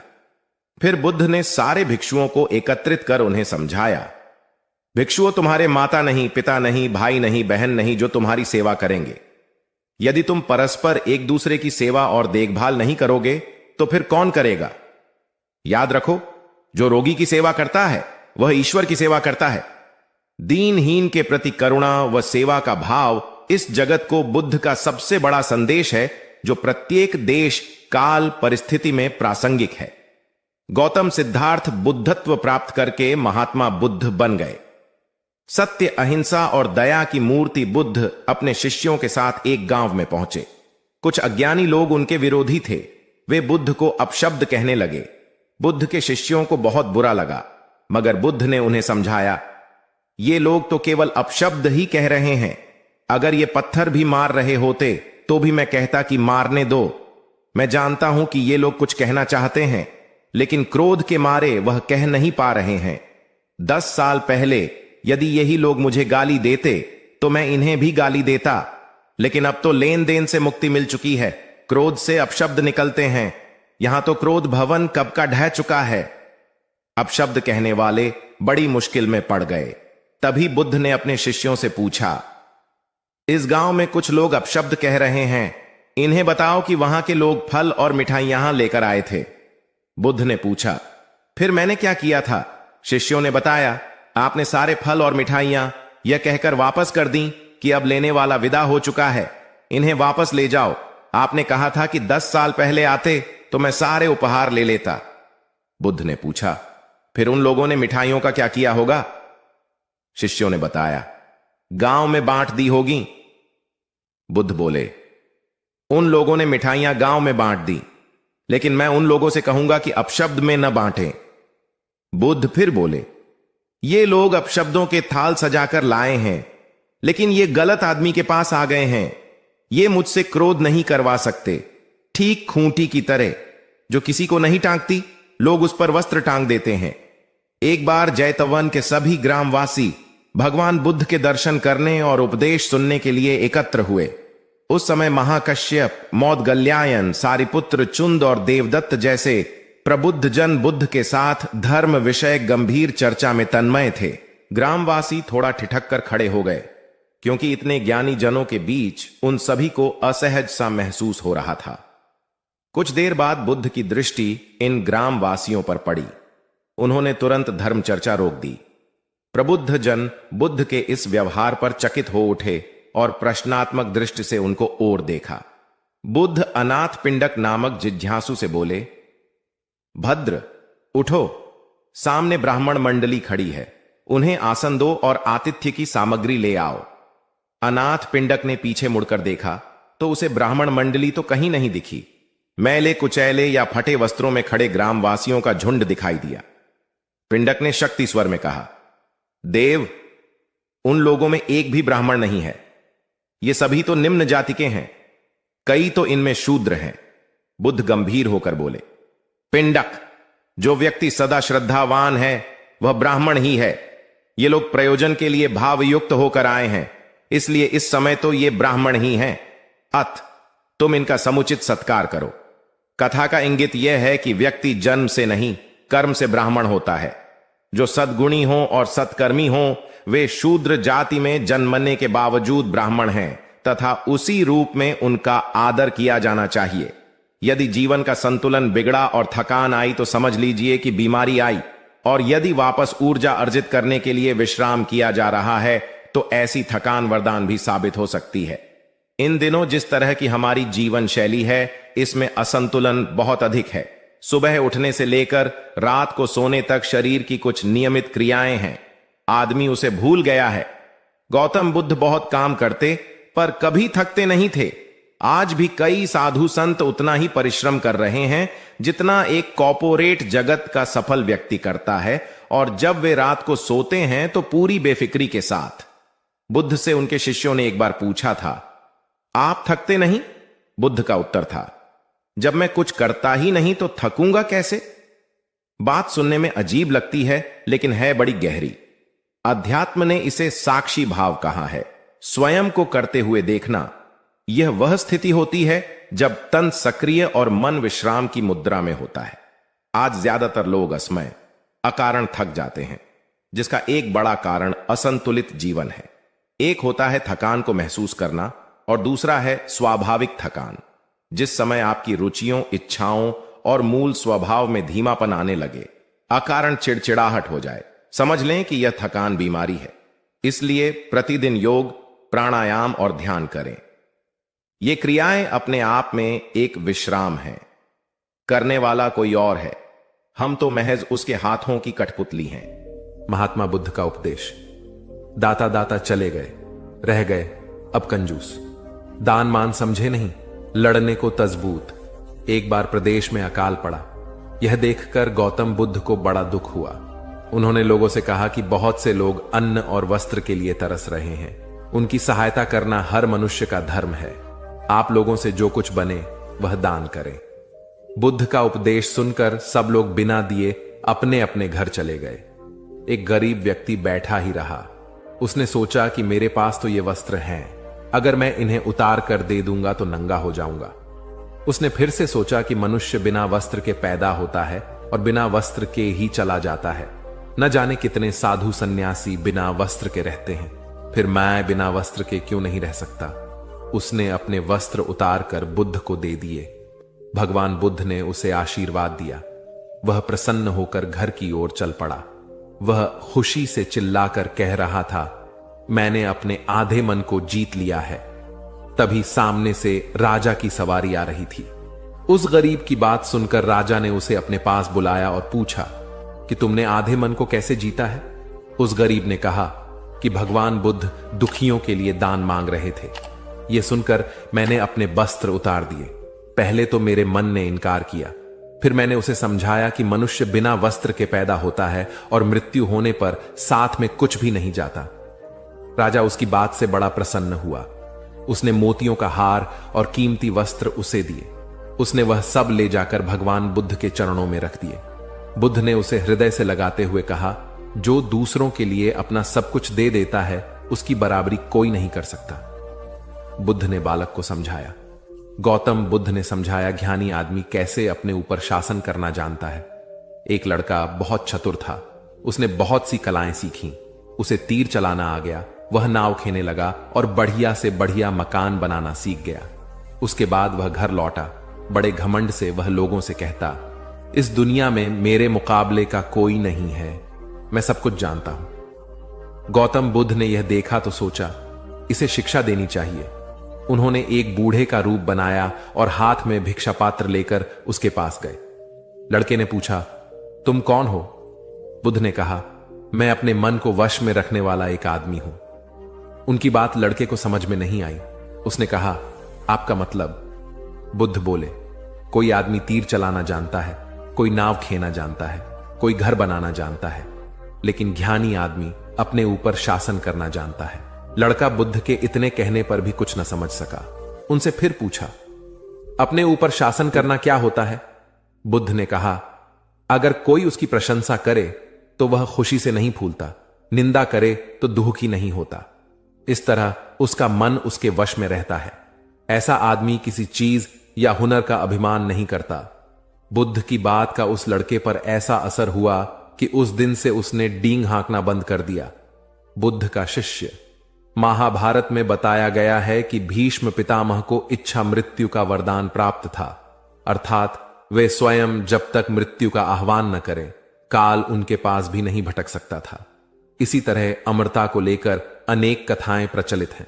महात्मा बुद्ध अपने शिष्यों के साथ भिक्षाटन पर जा रहे थे। रास्ते में शिष्यों ने एक पौधे की तरफ इशारा करते हुए पूछा, भंते, इस पौधे की उम्र क्या है? बुद्ध ने बताया कि यह अमर वृक्ष है, इसकी उम्र अंतहीन है। तभी एक शिष्य ने उस वृक्ष को जड़ से उखाड़ फेंक दिया और बुद्ध से बोला, गुरुवर, मैंने उसे एक ही पल में उखाड़ कर समाप्त कर दिया। बुद्ध मुस्कुराए और निश्शब्द आगे बढ़ गए। महीनों बाद जब चातुर्मास बिताकर वे उसी रास्ते से लौटे तो सभी ने उस पौधे को वापस हरा भरा देखा। वृक्ष को उखाड़ने वाले शिष्य ने पूछा, तथागत, आपको इस पौधे की अनश्वरता का कैसे पता चला? बुद्ध ने उत्तर दिया, मैं इस नन्हे से पौधे की अनंत जिजीविषा को जानता था। यह जीवन और अमरता की पहली शर्त है। जिसमें यह भावना है वही जीवन को दीर्घ बना सकता है। बुद्ध की सहनशीलता। गौतम बुद्ध सत्य, अहिंसा और सहिष्णुता की प्रतिमूर्ति थे। इन्हीं सद्गुणों का उपदेश वे घूम घूम कर देते और लोगों से इन्हें अपनाने का आग्रह करते। एक दिन वे किसी गांव में पहुंचे। वहां कुछ ऐसे अज्ञानी लोग थे जो बुद्ध के विरोधी थे। वे बुद्ध को अपशब्द कहने लगे। ये देखकर बुद्ध के शिष्यों को बहुत बुरा लगा। उन्होंने बुद्ध से इसका विरोध करने का आग्रह किया तो बुद्ध ने उन्हें समझाया कि ये लोग तो अपशब्द ही कह रहे हैं। यदि ये पत्थर भी मार रहे होते तो भी मैं कहता कि मारने दो। मैं जानता हूं कि ये कुछ कहना चाहते हैं लेकिन क्रोध के कारण कह नहीं पा रहे। 10 साल पूर्व यदि ये ही लोग मुझे गाली देते तो मैं भी इन्हें गाली देता, किंतु अब तो लेन देन से मुक्ति मिल गई है। क्रोध से अपशब्द निकलते हैं। यहां तो क्रोध भवन कब का ढह चुका है। बुद्ध के विचार सुनकर अपशब्द कहने वाले हैरान रह गए। बुद्ध ने आगे अपने शिष्यों से कहा, इन लोगों को बताओ कि पिछले गांव में क्या हुआ था। शिष्यों ने बताया, वहां के लोग फल व मिठाइयां लेकर आए थे और आपने यह कहकर वे चीजें लौटा दी कि अब लेने वाला विदा हो चुका है। 10 साल पहले आते तो मैं ये सभी उपहार ले लेता। बुद्ध बोले, उन लोगों ने मिठाइयां गांव में बांट दी, लेकिन आप ये अपशब्द गांव में न बांटे। आप मुझे क्रोध नहीं दिला सकते। ठीक उस खूंटी की तरह जो किसी को नहीं टांगती, लोग उस पर वस्त्र अवश्य टांग देते हैं। कथा का सार यह है कि साक्षी भाव सच्चे संत की पहचान है, जो अच्छे बुरे, लाभ हानि, अंपना पराया के संकीर्ण भाव से मुक्त हो जाता है। उसे ही संतत्व की प्राप्ति होती है। मगध राज्य का राजकुमार श्रोण बेहद उद्दंड था। उसको दूसरों के अपमान में आनंद की अनुभूति होती थी। दूसरों को अपमानित करने में वह उम्र का ख्याल भी नहीं करता था। जब माता पिता उसकी हरकतों से बहुत परेशान हो गए तो उन्होंने अपने महल में भगवान बुद्ध को आमंत्रित किया। बुद्ध जब महल में आए तो उन्होंने राजकुमार के विषय में सभी बातें सुनी। उन्होंने राजा से राजकुमार को प्रवचन में लाने के लिए कहा। श्रोण अपने पिता के साथ आया और प्रवचन की समाप्ति पर वह बुद्ध के चरणों में लौट गया। बुद्ध के वचनों से प्रभावित होकर वह बौद्ध धर्म में दीक्षित हो गया। उसका जीवन पूर्णतः बदल गया। कुछ समय बाद उसने प्रायश्चित्त करने के लिए अन्न जल का त्याग कर दिया। उसके इस कठोर प्रण के विषय में जब भगवान बुद्ध को झात हुआ तो वे उसे देखने आए। उन्होंने स्नेहपूर्वक उसके मस्तक पर हाथ रखा और बोले, श्रोण, अन्न जल के त्याग के चलते तुम्हारा स्वास्थ्य गिरता जा रहा है। तुम संगीत के जानकार हो, उससे जुड़े मेरे एक प्रश्न का उत्तर दो। क्या वीणा के तार ढीले करने पर उससे स्वर लहरी फूटती है? श्रोण ने जवाब दिया, नहीं भगवानु। बुद्ध ने पुनः प्रश्न किया, तब तो तारों को खूब कसना पड़ता होगा? श्रोण बोला, नहीं, अधिक कसने से तार टूट सकते हैं। तब तथागत बोले, वीणा से मधुर संगीत निकालने के लिए उसके तारों को न तो अधिक ढीला रखना चाहिए और न ही अधिक कसना चाहिए। इसी प्रकार हमारा जीवन भी एक वीणा की तरह ही है, जिसे भली भांति चलाने के लिए सभी वस्तुओं का पूर्ण त्याग उचित नहीं है। श्रोण ने कठोर प्रतिज्ञा से मुक्ति ले ली और सहज जीवन जीने लगा। यह कथा जीवन को नैसर्गिक तरीके से जीने पर बल देती है, जिसमें उचित आवश्यकताओं की पूर्ति और अतिरिक्त इच्छाओं पर नियंत्रण का संदेश शामिल है। यदि जीवन को आवश्यकता, पूर्ति और संयम के संयम से संचालित किया जाए तो परम शांति प्रदायक होता है। गौतम बुद्ध को उनके अनुयायी यदि स्नेह से कहीं बुलाते तो वे अवश्य जाते। फिर जब बुद्ध पहुंचते तो श्रोताओं की भारी भीड़ उमड़ पड़ती। बुद्ध के वचनों में जो अमृतत्व होता था उसका पान करना सभी को प्रीतिकर लगता था। उनके उपदेशों में ऐसा कुछ अवश्य होता था जिससे गंभीर समस्याएं सुलझ जाती और कुछ न कुछ सार्थक भी प्राप्त होता। एक गरीब किसान गौतम बुद्ध का बहुत बड़ा भक्त था। एक दिन वह बुद्ध के पास आया और अपने गांव आने का आग्रह किया। बुद्ध उसके गांव पहुंचे तो सारा गांव उन्हें देखने व सुनने के लिए उमड़ पड़ा, किंतु वह किसान नहीं आया। हुआ यह कि उसी दिन किसान के बैलों की जोड़ी कहीं खो गई। किसान इस दुविधा में रहा कि बुद्ध का प्रवचन सुने या अपने बैलों को खोजे। काफी सोचने के बाद उसने अपने बैलों को खोजने का निर्णय किया। घंटों भटकने के बाद बैल मिले। थकाहारा किसान घर आया और भोजन कर सो गया। अगले दिन वह अति संकोच से क्षमा प्रार्थी बन बुद्ध के पास पहुंचा तो वे बड़े स्नेह से बोले, मेरी दृष्टि में यह किसान मेरा सच्चा अनुयायी है। इसने उपदेश से अधिक महत्व कर्म को दिया। यदि यह कल बैलों को न ढूंढते हुए उपदेश सुनता तो मेरी बातें इसकी समझ में नहीं आती, क्योंकि मन बैलों में अटका रहता। इसने कर्म को महत्व देकर प्रशंसनीय काम किया। सार यह है कि हम जहां जिस भूमिका में हों उसका ईमानदारी से निर्वाह करें। यही सच्ची आध्यात्मिकता है, क्योंकि प्रत्येक धर्म कर्म को ही सर्वोपरि महत्व देता है। गौतम बुद्ध को उनके अनुयायी यदि स्नेह से कहीं बुलाते तो वे अवश्य जाते। फिर जब बुद्ध पहुंचते तो श्रोताओं की भारी भीड़ उमड़ पड़ती। बुद्ध के वचनों में जो अमृतत्व होता था उसका पान करना सभी को प्रीतिकर लगता था। उनके उपदेशों में ऐसा कुछ अवश्य होता था जिससे गंभीर समस्याएं सुलझ जाती और कुछ न कुछ सार्थक भी प्राप्त हो। सार यह है कि हम जहां जिस भूमिका में हो उसका ईमानदारी से निर्वाह करें। यही सच्ची आध्यात्मिकता है, क्योंकि प्रत्येक धर्म कर्म को ही सर्वोपरि महत्व देता है। गौतम बुद्ध के पास उनका प्रिय शिष्य पूर्ण पहुंचा। बुद्ध ध्यानावस्था में बैठे थे। पूर्ण के पहुंचने पर उन्होंने आंखें थोड़ी सी खोली और पूर्ण से आने का कारण पूछा तो उसने कहा, मैं धर्म प्रचार के लिए जाना चाहता हूं, आपकी आज्ञा चाहिए। बुद्ध मुस्कुराए और कहा, पूर्ण, धर्म की राह बहुत मुश्किल है। तुम लोगों को अच्छी बातें बताने जाओगे और लोग तुम पर नाराज होंगे। हो सकता है कि अपशब्द भी कहे। इस पर पूर्ण ने कहा, कोई बात नहीं, मैं यह सोचकर उनकी बातों पर ध्यान नहीं दूंगा कि उन्होंने अपशब्द ही कहे, पिटाई तो नहीं की। बुद्ध बोले, हो सकता है कि कुछ लोग हाथ उठा दें, पूर्ण ने कहा।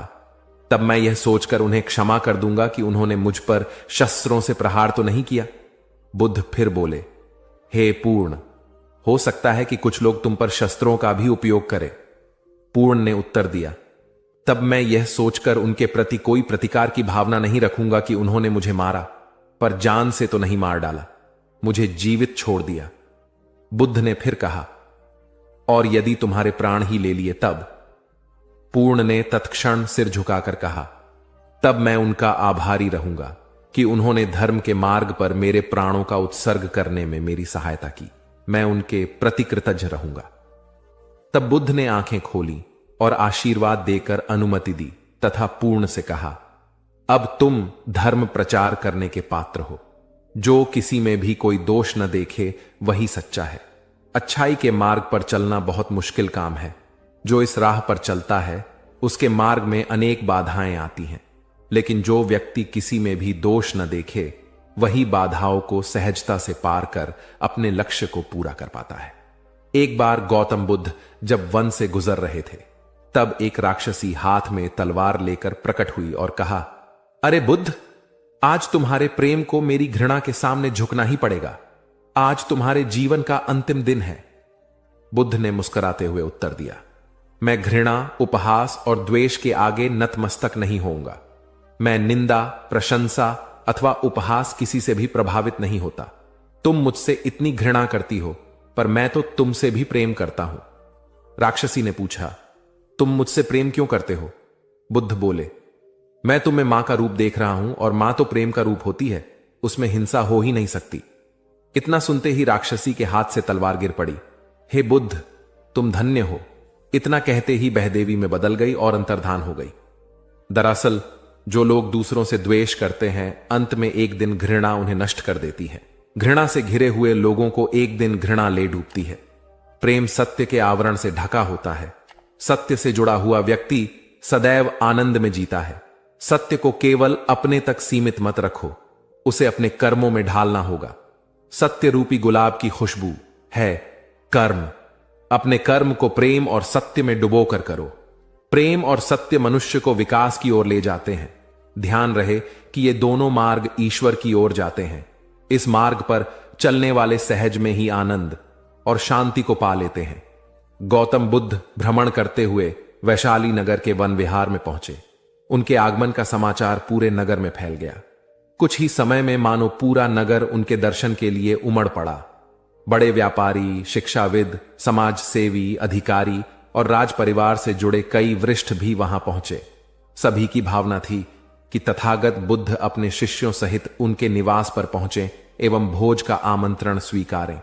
बुद्ध सभी के निवेदन को सुन रहे थे और स्वभावगत मुस्कान के साथ आमंत्रण का आभार व्यक्त कर रहे थे। तभी वैशाली की यात गणिका आम्रपाली भी वहां पहुंची। वह बुद्ध की शिक्षा से प्रेरित होकर बहुत पहले ही अपनी गणिका वृत्ति त्याग चुकी थी। उसने भी बुद्ध को भोजन का आमंत्रण दिया।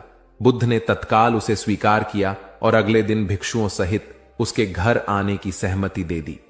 बुद्ध के एक शिष्य को यह बात अच्छी नहीं लगी कि इतने सारे वरिष्ठों के निवेदन के बावजूद बुद्ध ने आम्रपाली का आमंत्रण स्वीकारा। शिष्य की दृष्टि में आम्रपाली गणिका होने से घृणित कर्म से जुड़ी रही थी। जब सभी लोग चले गए तब शिष्य ने पूछा, भगवान, इतने लोगों ने आपको न्योता दिया, फिर आपने आम्रपाली का ही आमंत्रण क्यों स्वीकारा? बुद्ध ने कहा, माना वह गणिका थी, लेकिन पश्चाताप की अग्नि में तपकर वह निर्मल हो चुकी है। यदि कोई व्यक्ति इस निर्मलता को प्राप्त कर ले तो वह उनसे भी श्रेष्ठ हो जाता है जो ऐसे किसी घृणित कर्म में लीन न रहे हों। ऐसे व्यक्ति का आमंत्रण स्वीकारने में संकोच नहीं होना चाहिए। कोई व्यक्ति जब तक बुरे कामों में संलग्न रहता है तब तक उससे दूरी रहे तो ठीक है, लेकिन जो बुरे कामों को छोड़ दे उसे स्वीकार करने में संकोच नहीं करना चाहिए। इससे उसकी अच्छाई की ओर बढ़ने की भावना को बल मिलता है। गौ बुद्ध के जीवन की एक घटना है। उन्होंने नियम बना रखा था कि वे अपने संघ में स्त्रियों को स्थान नहीं देंगे। स्त्रियों के लिए भिक्षु होने की दीक्षा उन्होंने वर्जित कर रखी थी। एक समय गौतम बुद्ध एक गांव में ठहरे हुए थे। वहां महाप्रजापति गौतमी उनके पास पहुंची। उन्होंने बुद्ध से कहा, आप स्त्रियों को भी दीक्षा दें, किंतु बुद्ध ने अस्वीकार कर दिया। अनेक स्त्रियां इकट्ठी हुईं और उन्होंने विचार किया कि कैसे गौतम बुद्ध से स्वीकृति प्राप्त की जाए। स्त्रियों ने निर्णय लिया कि स्वयं सेविकाएं बनकर गौतम बुद्ध के समक्ष पहुंचा जाए। गौतमी ने अपने बाल काटे, भिक्षु के वस्त्र पहने और अनेक स्त्रियों के साथ बुद्ध के सामने पहुंच गई। उनकी यह मांग थी कि स्त्रियों को भी दीक्षा दी जाए। बुद्ध ने उनकी बात को स्वीकार नहीं किया। स्त्रियां निराश हुई। जब बुद्ध के एक शिष्य आनंद ने स्त्रियों को देखा, उनके पांव सूजे हुए थे, उन पर धूल चढ़ी हुई थी, उनकी आंखों से आंसू बह रहे थे। उन्होंने पूछा, क्या बात है? स्त्रियों ने कहा, बुद्ध उनके धर्म और नियम के अनुसार हमें भिक्षु होने की दीक्षा नहीं दे रहे हैं। जब आनंद ने व्यक्तिगत रूप से बुद्ध से निवेदन किया, बुद्ध को उन्होंने याद दिलाया, इस समय यह सामाजिक मान्यता है कि स्त्रियां मोक्ष की अधिकारी नहीं हैं, पुरुषों के मुकाबले निम्न हैं। तो क्या आप भी यह मानते हैं और इसलिए उन्हें दीक्षित नहीं कर रहे हैं? बुद्ध का उत्तर था, मुझे गलत न समझा जाए। मेरी मान्यता है कि पुरुष की तरह ही स्त्री भी निर्वाण प्राप्त कर सकती है, लेकिन मैं कुछ व्यावहारिक कारणों से स्त्रियों को संघ में शामिल करने और दीक्षा देने की स्वीकृति प्रदान नहीं कर रहा हूं।